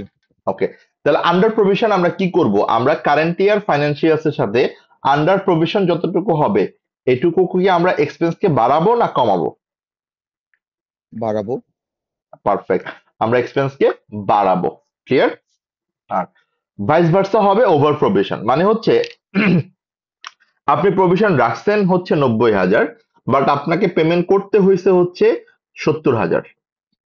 তার মানে আপনি বেশি এক্সপেন্স চার্জ করে ফেলছেন অলরেডি লাস্ট ইয়ারে, রাইট? এখন আপনি এটা তো অলরেডি করে ফেলছেন, এটা তো অলরেডি সাইন হয়ে গেছে, এটা তো আর গত বছরে আপনি আর গিয়ে চেঞ্জ করবেন না। তাহলে এখন আপনাকে কি করতে হবে, এই বছরের ট্যাক্সের সাথে এটাকে আপনাকে অ্যাডজাস্ট করতে হবে। তার মানে যেটুকু আপনি বেশি চার্জ করে ফেলছেন, যেটুকু আপনি অলরেডি বেশি এক্সপেন্স বুক করে ফেলছেন, সেটুকু আপনার এই বছরের এক্সপেন্সের সাথে এখন কি করতে হবে, কমাইতে হবে। কমিয়ে দিতে হবে। তাহলে আন্ডার প্রভিশন এটা আমার ট্যাক্স এক্সপেন্সকে বাড়ায়, আর ওভার প্রভিশন এটা আমার ট্যাক্স এক্সপেন্সকে কমায়। কথাটা ক্লিয়ার? জি। হুম। আরেকটা কথা এখানে ক্লিয়ার হয়ে যায়, কারণ এটা তো আমরা থিওরিটিক্যালি বুঝলাম, থিওরিটিক্যালি ক্লিয়ার হলাম, বাট এক্সামে ট্রায়াল ব্যালেন্সে তো আর এইভাবে বলে দিবে না যে আন্ডার প্রভিশন এত বাড়াইতে হবে আর ওভার প্রভিশন এত বাড়াইতে হবে আর কমাইতে হবে। আর ট্রায়াল ব্যালেন্স অনেক সময় বলেও দেয় না যে এটা আন্ডার না ওভার। ট্রায়াল ব্যালেন্সে ওরা ডেবিট সাইডে অথবা ক্রেডিট সাইডে দেয় এবং নোটে বলে দেয় যে the provision that are related to the last year is either under provision or over provision, that you need to figure it out যেটা কি under provision or over provision. So always remember, যদি trial ব্যালেন্সের debit দিকে থাকে that should be under provision. ওকে, আর যদি জি। Credit দিকে থাকে over profession. তাহলে আমরা আমাদের কারেন্ট ট্যাক্স রিলেটেড দুইটা জিনিস, কারেন্ট ট্যাক্স রিলেটেড হচ্ছে আমার current year estimated tax plus or minus under provision or over provision. এটুকু আমরা ক্লিয়ার? জি। ওকে, এটুকু যদি ক্লিয়ার হয়ে যায়, এখন জাস্ট আমরা ফর্মুলাটা দেখে নেই এট এ গ্লান্স এখানে, যে how to calculate tax charge in statement of profit or loss. How to calculate tax charge in statement of profit or loss, মানে আপনি স্টেটমেন্ট অফ প্রফিট অর লসে ট্যাক্স এক্সপেন্স হিসেবে কতটুকু চার্জ করবেন। দেখেন ফর্মুলাটা, কারেন্ট ইয়ার এস্টিমেটেড ট্যাক্স, যেটা আমরা ফার্স্টে বলছিলাম, current year estimated tax add under provision or less over provision that will be provided on trial balance, right? G. And finally আমরা deferred ট্যাক্সটাকে অ্যাডজাস্ট করব। So always remember, deferred ট্যাক্সের যে ইমপ্লিকেশনটা, that will be considered, that will be applied on the perspective of like প্রভিশনের যে perspective. খেয়াল করে দেখবেন, আমরা কি জানি, প্রভিশন একটা এস্টিমেটেড ফিগার, প্রভিশন যদি বাড়ে মানে আমার যতটুকু opening provision, like opening provision হচ্ছে $20,000, ক্লোজিং প্রভিশন করতে হবে $30,000, তাহলে যতটুকু বাড়ছে, কতটুকু প্রভিশন বাড়ছে, 10,000। তাহলে জি। এই 10,000 প্রভিশন যে বাড়ছে এটা আমার কি করবে, এক্সপেন্সকে বাড়াই দিবে না কমাই দিবে, বাড়াই দিবে। রাইট? তাহলে আমরা কি করব, যদি ডেফার্ড ট্যাক্স লায়াবিলিটি এটা বেড়ে যায় তাহলে এটার কারণে আমার কি হবে, মানে বেড়ে যায় বলতে আমরা কি বলছি, লাইক ইনক্রিজ করা মানে কি, comparing to the last year, মানে comparing to the opening balance and closing balance, right? তো আমি জি। যদি কম্পেয়ার করে দেই between opening balance and closing balance, তাহলে আমার 20,000 ছিল ওপেনিং ব্যালেন্স এন্ড 30,000 হয়ে গেল ক্লোজিং ব্যালেন্স, তাহলে 10,000 যেহেতু ইনক্রিজ প্রভিশন, তাহলে 10,000 আমাকে কি করতে হবে, আমাকে এক্সপেন্সও চার্জ করতে হবে 10,000, রাইট? জি। আর যদি ডেফার্ড ট্যাক্স লায়াবিলিটি অ্যাকচুয়ালি কমে যায়, যে গত বছর ছিল এটা 30,000, এই বছর এটা হয়ে গেছে 20,000, তাহলে আমার কি হলো, প্রভিশনটা কমে গেল। জি। ওকে, প্রভিশন যদি কমে যায়, প্রভিশন কমে গেলে আমরা কি করি? এক্সপেন্সটাকে বাড়াই দিই না কমাই দিই? কমাই দিবে ভাইয়া। So that is the one concept. That is the one concept regarding deferred tax liability, right? Okay. তাহলে deferred tax liability এর ক্ষেত্রে কি হয়? যদি deferred tax liability বাড়ে, বাড়ে বলতে আমরা কি বুঝাচ্ছি? Comparing between opening balance and closing balance. যদি বাড়ে তাহলে আমার এক্সপেন্স এক্সপেন্স বাড়বে, আর যদি জি লাইবিলিটি কমে তাহলে এক্সপেন্স কমবে। জি। Clear? But what about asset? অ্যাসেটের ক্ষেত্রে কি হবে? যদি ডেফার্ড ট্যাক্স অ্যাসেট বাড়ে তাহলে কি আমার এক্সপেন্স বাড়বে না কমবে? এক্সপেন্স বাড়লে তো আমার প্রভিশন বাড়তেছে। মানে deferred tax asset, asset not liability. আচ্ছা আচ্ছা, অপোজিটটা হবে ভাই। মানে ডেফার্ড ট্যাক্স অ্যাসেট বাড়া মানে কি? অ্যাসেট বাড়া মানে হচ্ছে এটার কারণে আমার এক্সপেন্স বাড়বে না কমবে?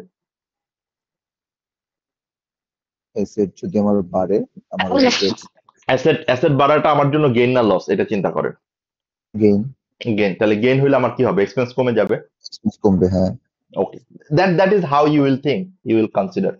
সো এটুকু কি আমরা ক্লিয়ার যে আমার ক্যালকুলেশনটা কি হবে? মানে ক্যালকুলেশন বলতে আমার স্টেটমেন্ট অফ প্রফিট অর লসের ফর্মুলাটা কি হবে, এটুকু আমরা বুঝতে পারলাম। জি ভাই। ওকে, এখন আমরা চলে যাব ডেফার্ড ট্যাক্সের ক্যালকুলেশন, কম্পিউটেশন কি হয়, কিভাবে আমরা করব ডেফার্ড ট্যাক্সের কম্পিউটেশনটা। বাট ডেফার্ড ট্যাক্স কি সেটা আমরা বুঝলাম, ডেফার্ড ট্যাক্স এটা কখনোই আমরা পে করি না সেটাও আমি বুঝলাম, ডেফার্ড ট্যাক্স কেন অ্যারাইজ করে সেটাও আমি বুঝলাম। But now I need to get into deep discussion. আমাকে আর একটু ডিটেলস যেতে হবে, আর একটু লাইক ইন ডিটেলস আমাকে চিন্তা করতে হবে। ওকে, ফার্স্টে আমরা এটা ক্লিয়ার হয়ে গেলাম যে ডেফার্ড ট্যাক্স অ্যারাইজ করে for due to the difference between accounting base and tax base. Clear? এটা এটা তো আমার ফার্স্ট পয়েন্ট ছিল, ঠিক না? অ্যাকাউন্টিং বেস এবং tax base. Now accounting base বলতে আমরা কি বুঝি, ট্যাক্স বেস বলতে আমরা কি বুঝি, অ্যাকাউন্টিং ক্যারিং ভ্যালু বলতে কি বুঝি, ট্যাক্স ক্যারিং ভ্যালু বলতে কি বুঝি, এটা কি আমরা ক্লিয়ার হয়ে গেলাম? এটা কি আমরা বুঝতে পারলাম? অ্যাকাউন্টিং বেস মানে হচ্ছে যেটা বিজনেস তার ফাইন্যান্সিয়াল স্টেটমেন্ট প্রিপেয়ার করতে যেই ভ্যালুটা ক্যালকুলেট করে based on the IS based on the accrual basis, এটাকে আমরা বলি অ্যাকাউন্টিং বেস। আর ট্যাক্স বেস হচ্ছে যেটা ট্যাক্স অফিস ক্যালকুলেট করে, যেটা ট্যাক্স অফিস অ্যাসেস করে। ওকে, জি স্যার, আমি হ্যাঁ। জাস্ট 5 থেকে 10 মিনিট একটু ব্রেক নিচ্ছি, আমার নানু আসছে, তো আমি জাস্ট উঠায় আমি আবার জয়েন করতেছি। তাহলে 5 মিনিটস ব্রেক আপনি নেন, আপনি আসলে জি আবার জি শুরু জি, করি, কারণ আপনার জন্য এই ডেফার টেক্সটটা ছিল। আমি একটু স্যার ব্রেক নিচ্ছি, সরি ঠিক ফর আছে, দ্য না না ইনকনভিনিয়েন্স। না, ঠিক আছে, রাহাত ভাই একটু হোল্ড করেন, কারণ মহিন ভাই আসুক।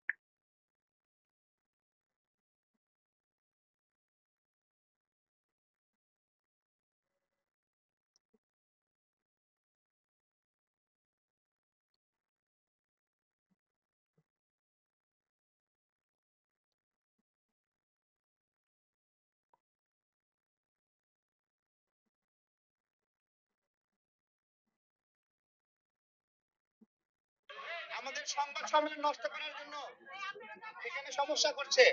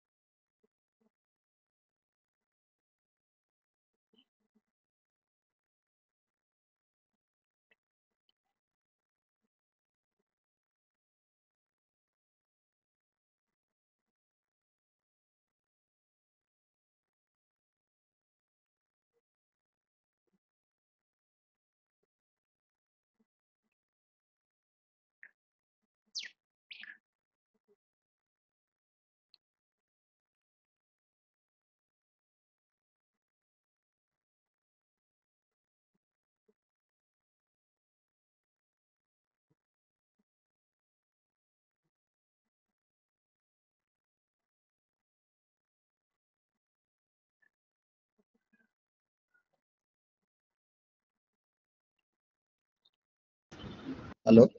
আসেন। জি স্যার, সরি। ওকে, প্রবলেম। আমরা রিকল করি আবার যে কথাটা বলছিলাম। সো deferred tax তাহলে arise করবে only because of the difference between accounting base and tax base। এখানে একটা ছোট ব্যাপার আপনাকে মাথায় রাখতে হবে, এই যে অ্যাকাউন্টিং বেস এবং ট্যাক্স বেসের যে ডিফারেন্সটা হয়, এই ডিফারেন্সটা জেনারেলি দুই ধরনের হয়।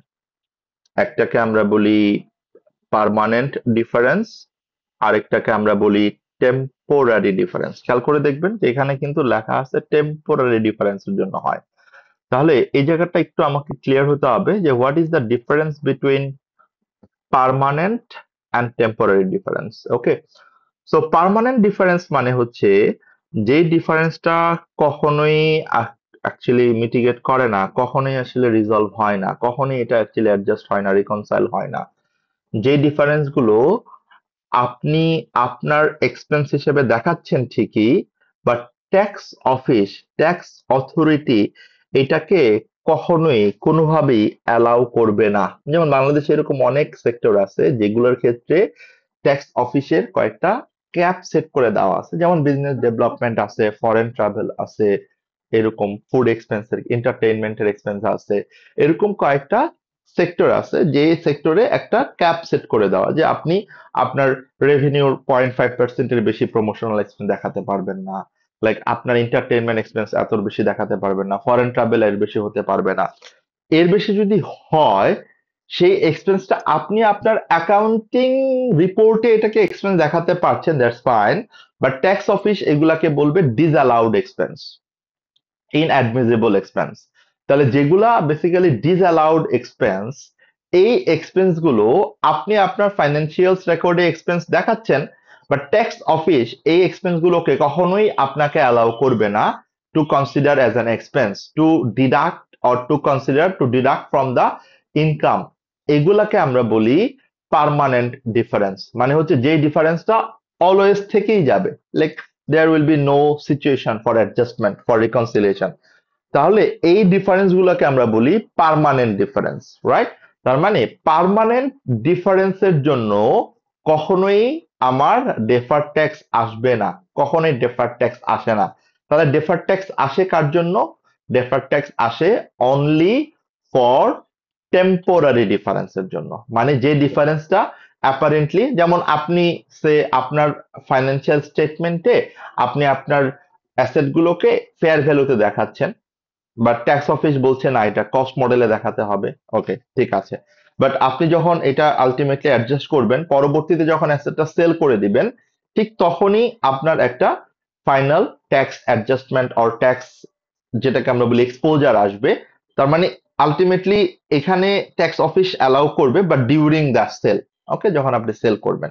আবার ডেপ্রিসিয়েশনের কথা যদি বলি, ডেপ্রিসিয়েশন আর অ্যামোর্টাইজেশন, আপনি আপনার অ্যাকাউন্টিং বেসিসে ডেপ্রিসিয়েশন ক্যালকুলেট করবেন। যেমন ধরেন আপনি 5 বছর ইউজফুল লাইফ 20% ধরে আপনি করবেন, বাট ট্যাক্স অফিস বলবে যে না, আমার এটা 5 বছর আমি দিব না, আমি তোমাকে 3 বছর দিব। তার মানে কি, বেসিক্যালি হচ্ছে ও 33% করে দিবে, 33.33% করে দিবে। তার মানে আপনি যেটা করছেন ট্যাক্স অফিসও এটা অ্যালাউ করবে, বাট এটা ট্যাক্স অফিসের রুলস অনুযায়ী। তার মানে আপনাদের মধ্যে একটা গ্যাপ থাকবে, that is due to the timing difference, মানে টাইম গ্যাপটা থাকবে, or that is due to the temporary difference, যেটা আসলে টেম্পোরারি অ্যারেস্ট করবে, পরবর্তীতে এটা আলটিমেটলি ম্যাচ হয়ে যাবে। সো এগুলাকে আমরা বলি টেম্পোরারি ডিফারেন্স, রাইট? তার মানে যে ডিফারেন্স গুলো এখন আমরা দেখছি যে ইয়ার অন ইয়ার অ্যারাইজ করছে, বাট একটা সার্টেন টাইম পরে গিয়ে আমরা একটা এক্সাম্পল দেখব, সেটা অ্যাকচুয়ালি আর থাকবে না, সেটা মানে অ্যাবসলিউটলি আপনি দেখবেন ম্যাচ হয়ে যাবে অথবা অ্যাডজাস্ট হয়ে যাবে, যেগুলাকে আমরা বলি টেম্পোরারি ডিফারেন্স। তাহলে always remember, it's a theoretical পয়েন্টের জন্য আমার ডেফার্ড ট্যাক্স অ্যারাইজ করবে অনলি বিকজ অফ টেম্পোরারি ডিফারেন্সের জন্য, not for permanent difference. So that's number one. এখন আসি এই টেম্পোরারি ডিফারেন্সের জন্য এখন আমি বুঝবো কিভাবে টেম্পোরারি ডিফারেন্সের জন্য ডেফার্ড ট্যাক্স অ্যারেজ করে, সেটা তো আমি বুঝলাম, সেটা তো আমার clear, that's fine. But how we will recall or how will consider যে এটা কি ডেফার্ড ট্যাক্স অ্যাসেট না deferred tax liability, because that's very important. That is the very very important part to reconcile or to record our deferred tax. এখন আপনি এটা কিভাবে clear হবেন যে এটা কি ডেফার্ড ট্যাক্স অ্যাসেট হবে না ডেফার্ড ট্যাক্স লায়াবিলিটি হবে? খেয়াল করে দেখেন, যদি ডেফার্ড ট্যাক্স অ্যাসেট হয় তাহলে আপনার অ্যাকাউন্টিং ট্রিটমেন্ট একরকম হবে, আর যদি ডেফার্ড ট্যাক্স লায়াবিলিটি হয় তাহলে আপনার অ্যাকাউন্টিং ট্রিটমেন্টটা অন্যরকম হবে। যেমন আপনার যদি ডেফার্ড ট্যাক্স লায়াবিলিটি হয় তাহলে আপনার ডাবল এন্ট্রি হবে ডেফার্ড ট্যাক্স লায়াবিলিটি ক্রেডিট, যেহেতু এটা আমার লায়াবিলিটি, আর ট্যাক্স এক্সপেন্স ডেবিট, এটা আমার এক্সপেন্সকে বাড়াবে এবং লায়াবিলিটিটাকেও বাড়াবে। But on the other hand যদি ডেফার্ড ট্যাক্স অ্যাসেট হয় তাহলে তো এটা আমার অ্যাসেট, এটা তো আমার অ্যাকচুয়ালি ডেবিট হবে, deferred tax asset debit, and tax expense credit হবে, আমার ট্যাক্স এক্সপেন্সকে কমাই দিবে, যেটা আমি ফিউচারে গিয়ে হয়তো বা আবার অ্যাডজাস্ট করে নিব। So that is the difference. তার মানে আপনাকে এখানে খুবই খুবই ডিস্টিংগুইশ করতে হবে ক্লিয়ারলি যে কোনটা আপনার জন্য ডেফার্ড ট্যাক্স অ্যাসেট, কোনটা আপনার জন্য ডেফার্ড ট্যাক্স লায়াবিলিটি। তাহলে আমরা ফার্স্টে দেখলাম যে ডিফারেন্স দুই রকমের হয়, for tax base and accounting base. এই ডিফারেন্সটা আবার পার্মানেন্ট হইতে পারে, টেম্পোরারি হইতে পারে। আমরা পার্মানেন্টটাকে কমপ্লিটলি ইগনোর করে গেলাম, কেননা পার্মানেন্ট ডিফারেন্সের জন্য IAS 12 এর কোনো এখানে অ্যাপ্লিকেবিলিটি নাই, পার্মানেন্ট ডিফারেন্সের জন্য কোনো ডেফার্ড ট্যাক্সের পয়েন্ট নাই।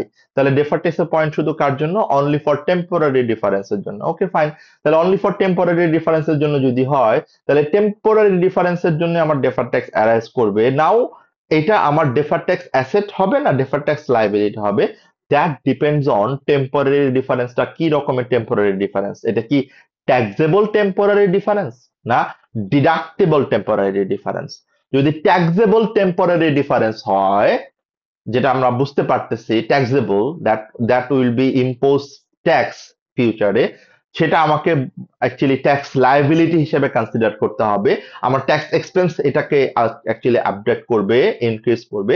তার মানে যদি ট্যাক্সেবল টেম্পোরারি ডিফারেন্সের জন্য হয় সেটাকে আমরা বলবো ডেফার্ড ট্যাক্স লায়াবিলিটি, আর যদি ডিডাক্টেবল টেম্পোরারি ডিফারেন্সের জন্য হয় সেটাকে আমরা বলবো deferred tax asset. So that's very simple একটা ক্লারিফিকেশন, বাট স্টিল এখন নেক্সট কোশ্চেন হবে যে স্যার তাহলে আমি কিভাবে বুঝবো যে এটা ট্যাক্সেবল না এটা deductible? That's a tricky part.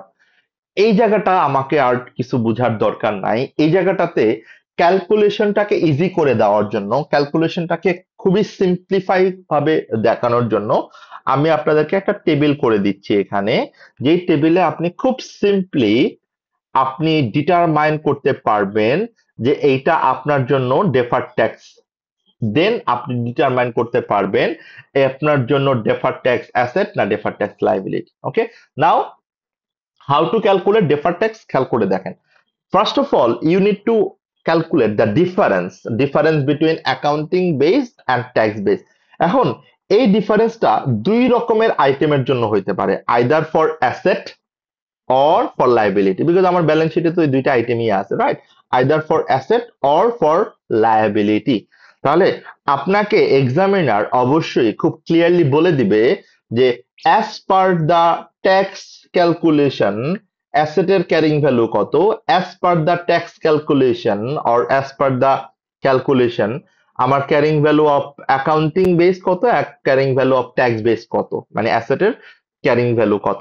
ওকে, আবার একইভাবে আপনাকে এটাও বলে দিতে পারে যে লায়াবিলিটির ক্যারিং ভ্যালু কত as per accounting base or as per tax base. তার মানে ডেফার্ড ট্যাক্স অ্যাসেট হবে অর ডেফার্ড ট্যাক্স লায়াবিলিটি হবে that will be considered, that will be decided based on এটা কি carrying value of asset or carrying value of liability. Okay, এটা আপনাকে ফার্স্টে চিন্তা করতে হবে, তাহলে আপনাকে ফার্স্টেই ডিফারেন্সটা বের করতে হবে। সো ডিফারেন্সটা আপনাকে এক্সামিনার খুব ক্লিয়ারলি বলে দিবে। ডিফারেন্সটা বের করলেন, সে আপনার ডিফারেন্স আসলো হচ্ছে $1,00,000। এই $1,00,000 এটার উপর এখন আপনার যে কোম্পানির অ্যাপ্লিকেবল ট্যাক্স রেট, এই অ্যাপ্লিকেবল ট্যাক্স রেট অনুযায়ী আপনি মাল্টিপ্লাই করবেন। ওকে, তার মানে ফার্স্টে আপনি ক্যালকুলেট করলেন ডিফারেন্স পেলেন আপনি $1,00,000, হোয়াটএভার এই $1,00,000 এটা আপনার জন্য ডেফার্ড ট্যাক্স অ্যাসেটও হতে পারে, ডেফার্ড ট্যাক্স লায়াবিলিটিও হতে পারে, that will be depends on এই যে আমার নিচের যেই আপনি খেয়াল করে দেখবেন যে যে ডিফারেন্সের কথাটা আমরা বলছি। অ্যান্ড দেন এই $1,00,000 কে আপনি মাল্টিপ্লাই করবেন আপনার কোয়েশ্চেনে যে ট্যাক্স রেটটা দেওয়া থাকবে। অফকোর্স আপনার কোয়েশ্চেনে একটা 30% ট্যাক্স রেটের কথা বলে দিবে, তাহলে 30% অর 25% অর 20% হোয়াট এভার যে ট্যাক্স রেটের কথাটা বলবে আপনি ওই ডিফারেন্স কে মাল্টিপ্লাই করবেন ট্যাক্স রেট দিয়ে, and then you will get your deferred tax asset or deferred tax liability at the year end, মানে এই বছরে আপনার deferred tax কি হবে। now we need to clearly distinguish যে আমরা যে ডিফারেন্স ক্যালকুলেট করলাম, আমরা যে deferred tax ক্যালকুলেট করলাম, that is fine, but এটি কি deferred tax asset or deferred tax liability, that depends on the nature of difference, মানে অ্যাসেটের ক্ষেত্রে ডিফারেন্সটা কি হবে, এবং অ্যাসেটেরটা যদি আপনি বুঝে যান লায়াবিলিটির জন্য বোঝা খুব একটা ব্যাপার না। যেমন আপনি খেয়াল করে দেখেন যে অ্যাসেটের ক্ষেত্রে যদি ট্যাক্স বেজের ভ্যালু, যেমন ট্যাক্স বেজ যদি হয় 2 লাখ আর অ্যাকাউন্টিং বেজের অ্যাসেটের ভ্যালু যদি হয় 1 লাখ, তাহলে tax base is higher than accounting base. তার মানে আমরা ট্যাক্স বেজে মানে ট্যাক্স অথরিটি এটার অ্যাসেটের ভ্যালুকে আরো বেশি হিসেবে দেখাচ্ছে, বাট আপনি কম দেখাচ্ছেন, right? That's the asset for you, যেটা ফিউচার আপনি এটাকে ক্লেম করতে পারবেন, যেটা ফিউচার আপনি অ্যাডজাস্ট করতে পারবেন। তার মানে আপনার লায়াবিলিটির সাথে এটা ফিউচারে অ্যাডজাস্ট হবে। So that's the deferred tax asset. তার মানে অ্যাসেটের ক্ষেত্রে যদি ট্যাক্স বেসটা হায়ার হয় তাহলে ডেফার্ড ট্যাক্স অ্যাসেট, আর যদি অ্যাকাউন্টিং বেস হায়ার হয় তাহলে deferred tax liability. So simple. তার মানে এই যে ডিফারেন্সটা হচ্ছে, ডিফারেন্সটা যদি অ্যাসেটের জন্য হয় এবং ডিফারেন্সটা যদি ট্যাক্স বেসে বেশি হয় তাহলে ডেফার্ড ট্যাক্স অ্যাসেট, আর যদি অ্যাকাউন্টিং বেসের ডিফারেন্সটা বেশি হয় তাহলে deferred tax liability. On the other hand ডিফারেন্সটা যদি লায়াবিলিটির জন্য, তার মানে আপনাকে অ্যাসেট থেকেও ক্যালকুলেশনটা করতে বলতে পারে, আবার লায়াবিলিটি থেকেও ক্যালকুলেশনটা করতে বলতে পারে। যদি লায়াবিলিটির ক্ষেত্রে হয় তাহলে ভাইস ভার্সা, আমার যেখানে ট্যাক্স বেজের লায়াবিলিটি বেশি হবে deferred tax liability, and account বেজের লায়াবিলিটি বেশি হবে ডেফার্ড ট্যাক্স অ্যাসেট। আমি কি কনসেপ্টটা বুঝাতে পারলাম আপনাদেরকে যে how you will calculate the deferred tax, how you will implement the concept of deferred tax? জি ভাইয়া, কিন্তু ওই যে অ্যাসেট বা লায়াবিলিটি এটা কি ক্লু দেয়া থাকে? ক্লু না, এটা কোশ্চেনে বলাই থাকে। আচ্ছা আচ্ছা, হ্যাঁ মানে আপনাকে কোশ্চেনে বলেই দিবে যে প্রপার্টি প্ল্যান্ট এন্ড ইকুইপমেন্ট, তাহলে এটা কি আছে? আচ্ছা রাইট। প্রপার্টি প্ল্যান্ট এন্ড ইকুইপমেন্টের ক্যারিং ভ্যালু যেটা আপনি ক্যালকুলেট করে ফেলছেন অলরেডি আপনার ব্যালেন্স শিট করার জন্য, ঠিক না? জি ওকে, এবং বলবে যে ট্যাক্স বেজের ক্যারিং ভ্যালু, যেটা আপনাকে ক্যালকুলেট করতে বলবে না, যেটা অ্যাকচুয়ালি দেওয়া থাকবে, যেটা বলে দিবে যে ট্যাক্স বেজের ক্যারিং ভ্যালু হচ্ছে লাইক 2 লাখ, বাট আপনি আপনার ফাইন্যান্সিয়াল অ্যাকাউন্টিং করার সময় ক্যারিং ভ্যালু অফ অ্যাকাউন্টিং বেজের অ্যাসেট দেখছেন হচ্ছে 1 লাখ, তাহলে 2 লাখ হচ্ছে ট্যাক্স বেজের অ্যাসেটের ভ্যালু, আর 1 লাখ হচ্ছে আপনার রেকর্ড অনুযায়ী ক্যারিং ভ্যালু। তাহলে আমার এখানে ডিফারেন্স কত? 1 লাখ। জি 1 লাখ টাকার উপর কত পার্সেন্ট ডেফার ট্যাক্স হবে? যে রেটটা দেওয়া থাকবে কোশ্চেনে, সে 30%, রাইট? জি জি ওকে, বাট নেক্সট কোশ্চেন হচ্ছে এটা কি ডেফার ট্যাক্স অ্যাসেট হবে না ডেফার ট্যাক্স লায়াবিলিটি হবে? That will depend. যেহেতু ট্যাক্স বেজে অ্যাসেটের ভ্যালু বেশি, তাহলে এটা defer tax asset. Clear? Right ভাই, জি ওকে, আর যদি ডেফার ট্যাক্স অ্যাসেট হয় তাহলে আমার এন্ট্রি কি হবে? এই যে defer tax asset debit, tax expense credit.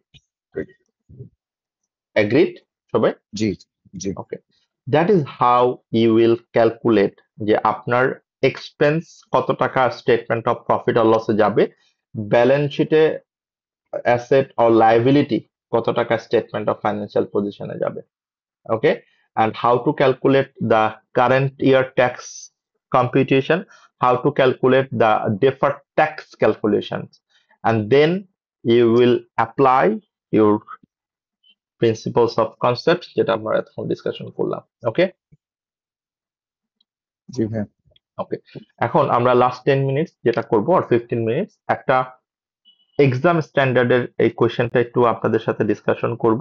Discussion বলতে ট্রাই করব করতে, এবং আপনাদের হেল্প নিয়ে ট্রাই করব করার জন্য, এবং দেন আমরা আনসারটা চেক করব।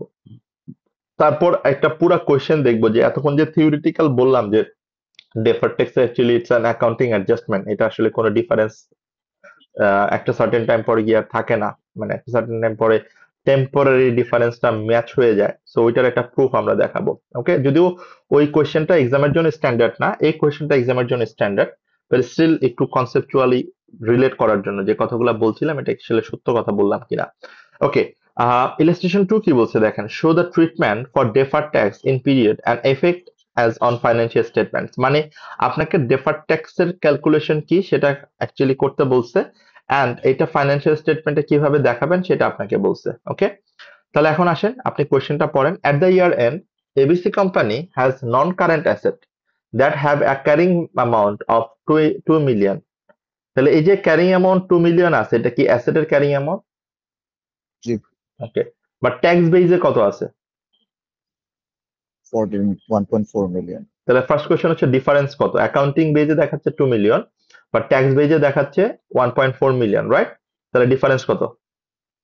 0.6 মিলিয়ন, মানে 6 লাখ, 0.6 মিলিয়ন, রাইট? জি ওকে, নাও এখানে কি আমার অ্যাকাউন্টিং বেজে অ্যাসেট বেশি দেখাচ্ছে নাকি ট্যাক্স বেজে অ্যাসেট বেশি দেখাচ্ছে? অ্যাকাউন্টিং বেস বেশি দেখাচ্ছে, তাহলে এটা কি ডেফার ট্যাক্স অ্যাসেট হবে না ডেফার ট্যাক্স লায়াবিলিটি হবে? অ্যাকাউন্টিং বেস বেশি দেখালে আমার এই যে লায়াবিলিটি, হ্যাঁ অ্যাগ্রিড। জি ওকে, তাহলে এখন এই ডেফার ট্যাক্স লায়াবিলিটি হবে কত? আমার কি 6 লাখ কি ডেফার ট্যাক্স লায়াবিলিটি, না 6 লাখের অ্যাপ্লিকেবল ট্যাক্স রেট হচ্ছে আমার defer tax liability? Applicable tax rate তাহলে আগে এটা ক্যালকুলেট করি। তাহলে ডেফার ট্যাক্স লায়াবিলিটি কারেন্ট ইয়ারে কত আছে? 6 লাখ ইন্টু 30%, কত হয় দেখি?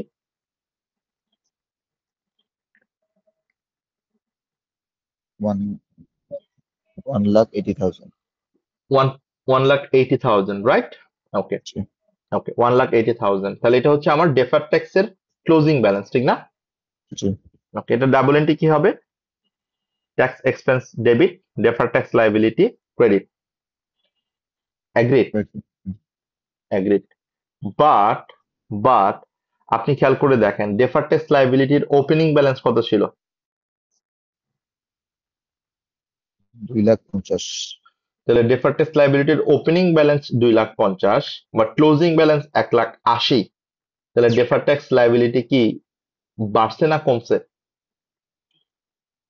লায়াবিলিটিস কমেছে, ওকে, যদি ডেফার ট্যাক্স লায়াবিলিটি কমে যায়, তাহলে আমি যে স্টেটমেন্ট অফ প্রফিট অর লসে এটা দেখাবো, তাহলে এটা কি আমি অ্যাড করব না লেস করব? লেস করবো, লেস করব। কথাটা কি বুঝতে পারছি? জি ওকে, এটুকু পর্যন্ত আমরা ক্লিয়ার? জি ভাই, ওকে, পরের লাইনটা আসলে যা বলছে এখানে খুব একটা কোশ্চেনেবল কিছু না। সেটা হচ্ছে ট্যাক্স ফর দ্য ইয়ার, মানে এই বছরের কারেন্ট ট্যাক্স এস্টিমেটেড কত, 500,000। এটা ডাবল এন্ট্রি কি হবে, tax expense debit, tax payable credit. Tax payable credit. এখন আমি জাস্ট আপনাদের সাথে মুখে মুখে জিনিসটা চিন্তা করার জন্য, আপনাকে যদি এখন জিজ্ঞেস করে যে স্টেটমেন্ট অফ প্রফিট অর লসে এই ট্রানজেকশনের জন্য কত টাকা চার্জ হবে, আর স্টেটমেন্ট অফ ফাইন্যান্সিয়াল পজিশনে কত টাকা যাবে, আপনি কি দেখাতে পারবেন না আমাকে?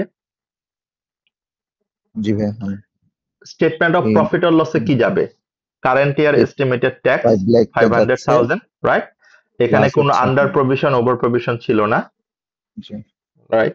বাট ডেফার ট্যাক্স লাইবিলিটি কমে গেছে, তার মানে ডেফার ট্যাক্স লাইবিলিটি 2,50,000 ছিল, সেখান থেকে এখন 1,80,000 হয়ে গেছে, যেটা আমার ট্যাক্স এক্সপেন্সকে কমাই দিবে, ঠিক না?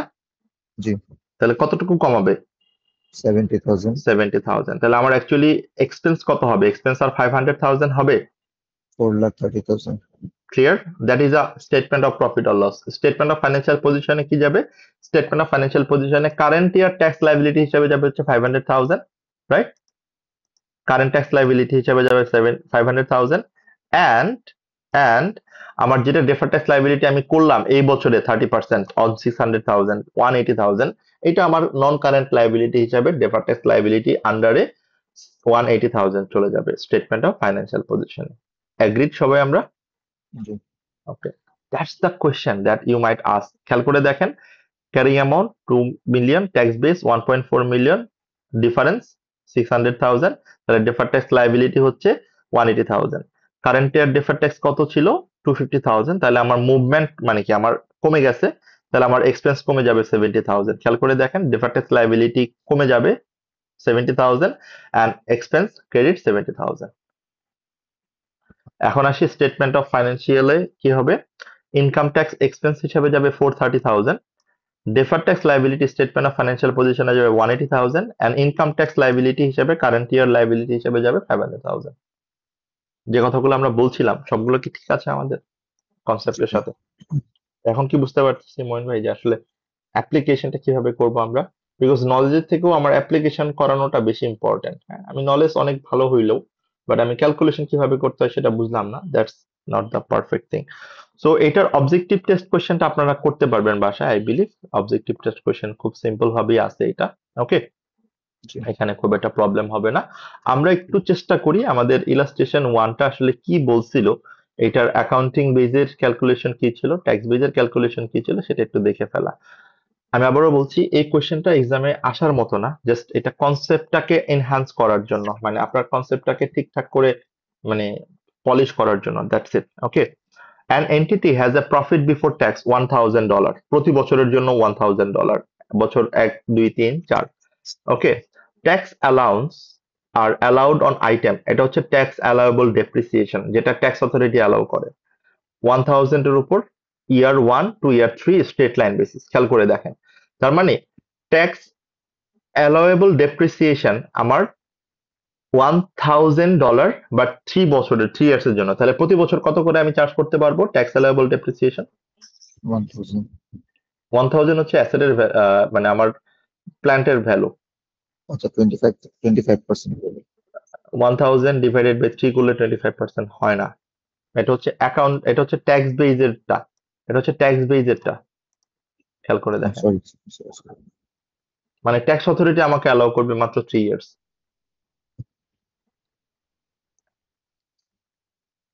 আপনার এটা হচ্ছে 33.33%, মানে হ্যাঁ 333 জি জি টাকা 33 পয়সা সর্ট অফ থিং, এরকম আর কি। জি হ্যাঁ, ওকে। এখন আসি যে অ্যাকাউন্টিং বেজ আমাকে কি বলছে, মানে কোম্পানি কি চার্জ করে দেখেন, কোম্পানি কত পার্সেন্ট চার্জ করে 25% স্ট্রেট স্ট্রেট, তার মানে ও $250 করে স্ট্রেট চার্জ করে, বাট ট্যাক্স অফিস এটাকে কি বলছে, যে ট্যাক্স অফিস বলছে না ভাই তোমাকে আমি 333 করে অ্যালাউ করব, মানে 3 বছর পর্যন্ত অ্যালাউ করবো, যেটা হয় আমাদের দেখবেন ট্যাক্স ডেপ্রিসিয়েশন যেটা থাকে আমাদের বাংলাদেশের পার্সপেক্টিভ। এই পর্যন্ত কি আমরা বুঝতে পারলাম যে আসলে জি তার মানে এটা টেম্পোরারি ডিফারেন্স, ঠিক না? মানে আলটিমেটলি ক্যারিং ভ্যালু দেখবেন সেম হয়ে যাবে, মানে একটা ক্যারিং ভ্যালু হচ্ছে লাইক মানে যখন আপনি দেখবেন যে সব ডেপ্রিসিয়েশন চার্জ করার পর 0 হয়ে যাবে ইয়ার 3 পর, আরেকটা হয়ে যাবে ইয়ার 4 এর পর 0। ওকে, এন্ড ট্যাক্স রেট কত আছে, 30%। এখন জি আপনি যদি অ্যাকাউন্টিং বেজে ক্যারিং ভ্যালু বের করেন, খেয়াল করে দেখেন, অ্যাকাউন্টিং বেজে ক্যারিং ভ্যালু কিভাবে হবে? কস্ট 1000 করে, রাইট? ডেপ্রিসিয়েশন কত করে ধরবেন? 250 করে। জি ওকে, এই যে 250 করে প্রতি বছর আপনি চার্জ করছেন, আপনার এক্সপেন্স হিসেবে চার্জ হয়ে যাচ্ছে প্রতি বছর 250 করে। অ্যাকুমুলেটেড ডেপ্রিসিয়েশন কি? এই 250 প্লাস 250 প্লাস 250 প্লাস 250। খেয়াল করে দেখেন, ইয়ার 4 গিয়ে আমার ক্যারিং ভ্যালু কত? জিরো 0।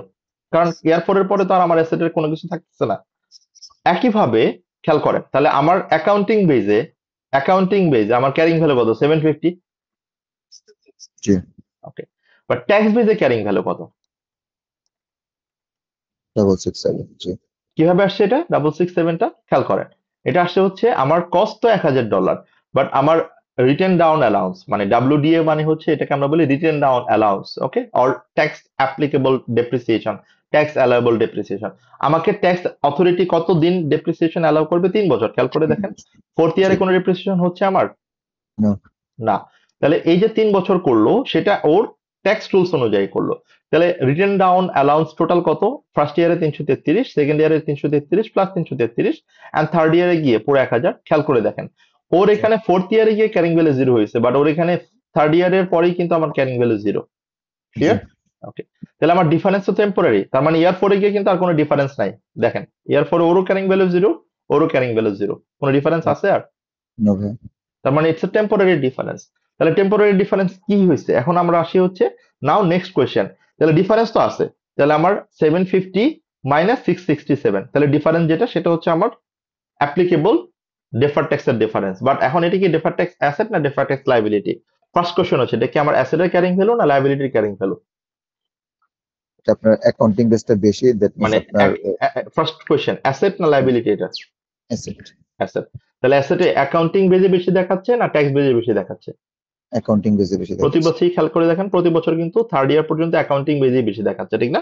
তাহলে জি ভাই অ্যাকাউন্টিং বেজে যদি আমার ক্যারিং ভ্যালু অফ অ্যাসেট বেশি হয়, তাহলে এটা কি ডেফার্ড ট্যাক্স অ্যাসেট না লাইবিলিটি? লায়াবিলিটিস এখন কি বুঝতে পারতেছি কিভাবে এটা কাজ করতেছে? জি ওকে, এবং এরপরের ক্যালকুলেশনে দেখবেন যে ওভারঅল ইম্প্যাক্ট সেমই থাকবে, মানে ওভারঅল অ্যাকচুয়ালি আমার যতটুকু ট্যাক্স চার্জ হওয়ার কথা ততটুকুই ট্যাক্স চার্জ হবে, জাস্ট এটা আমার স্প্লিট হয়ে যাবে over the year, that's it, আর কিচ্ছু না। ওকে, তাহলে আমরা ডিফারেন্সটা আগে বের করলাম। ওকে, এখন আমরা ট্যাক্স ক্যালকুলেশনে চলে যাই, দেখবেন ট্যাক্স ক্যালকুলেশন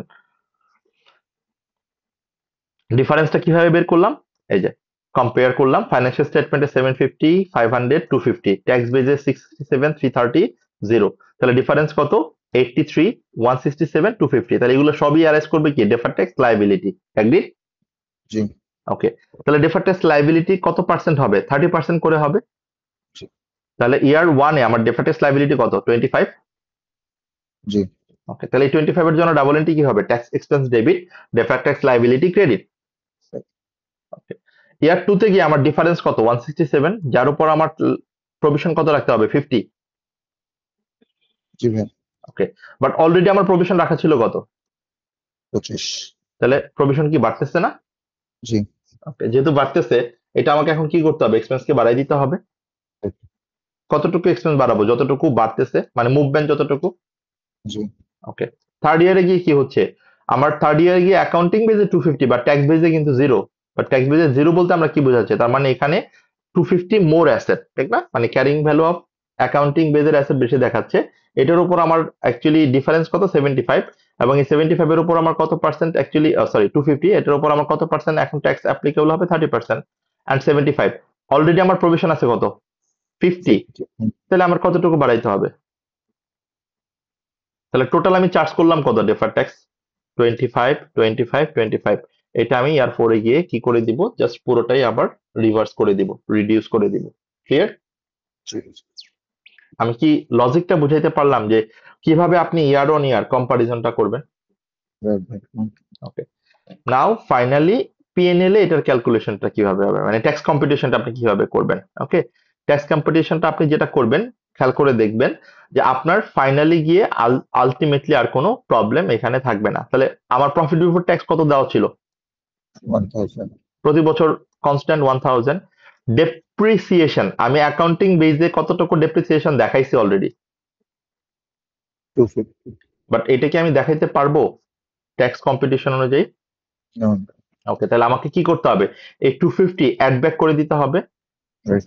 ওকে, অ্যাড ব্যাক করে আমি অ্যাকচুয়াল ডেপ্রিসিয়েশন মাইনাস করতে পারবো কত করে? 333, হ্যাঁ। ওকে, তাহলে 1000 প্লাস 250 মাইনাস 333। ওকে, তাহলে আমার ট্যাক্সেবল প্রফিট কত হবে? 907, 970, 917। অ্যান্ড টোটালি আপনি খেয়াল করে দেখবেন যে আপনার ট্যাক্স যেটুকু চার্জ হচ্ছে প্রতি বছরে কিন্তু আমার এক্স্যাক্টলি সেম অ্যামাউন্টই চার্জ হচ্ছে, বিকজ অফ আমি আমার যেটুকু ডিফারেন্স ছিল সো ততটুকুই আপনি এটার ইম্প্যাক্টটা দেখাইছেন। খেয়াল করে দেখেন, আমি যদি আপনাকে কম্পারিজনটা দেখাই, কম্পারিজন এই যেটা হচ্ছে কম্পারিজনটা, হ্যাঁ কম্পারিজন হচ্ছে যদি আপনি ডেফার ট্যাক্স ইগনোর করেন, খেয়াল করবেন আপনি এই ফিগারগুলো খেয়াল করেন, এই ফিগারগুলো হচ্ছে আমার ট্যাক্স 275। তাহলে যদি ট্যাক্স হয় 275, প্রফিট বিফোর ট্যাক্স যদি হয় 1000, তাহলে নেট প্রফিট কত, মানে প্রফিট আফটার ট্যাক্স কত? 1000 minus 275, কত আসে?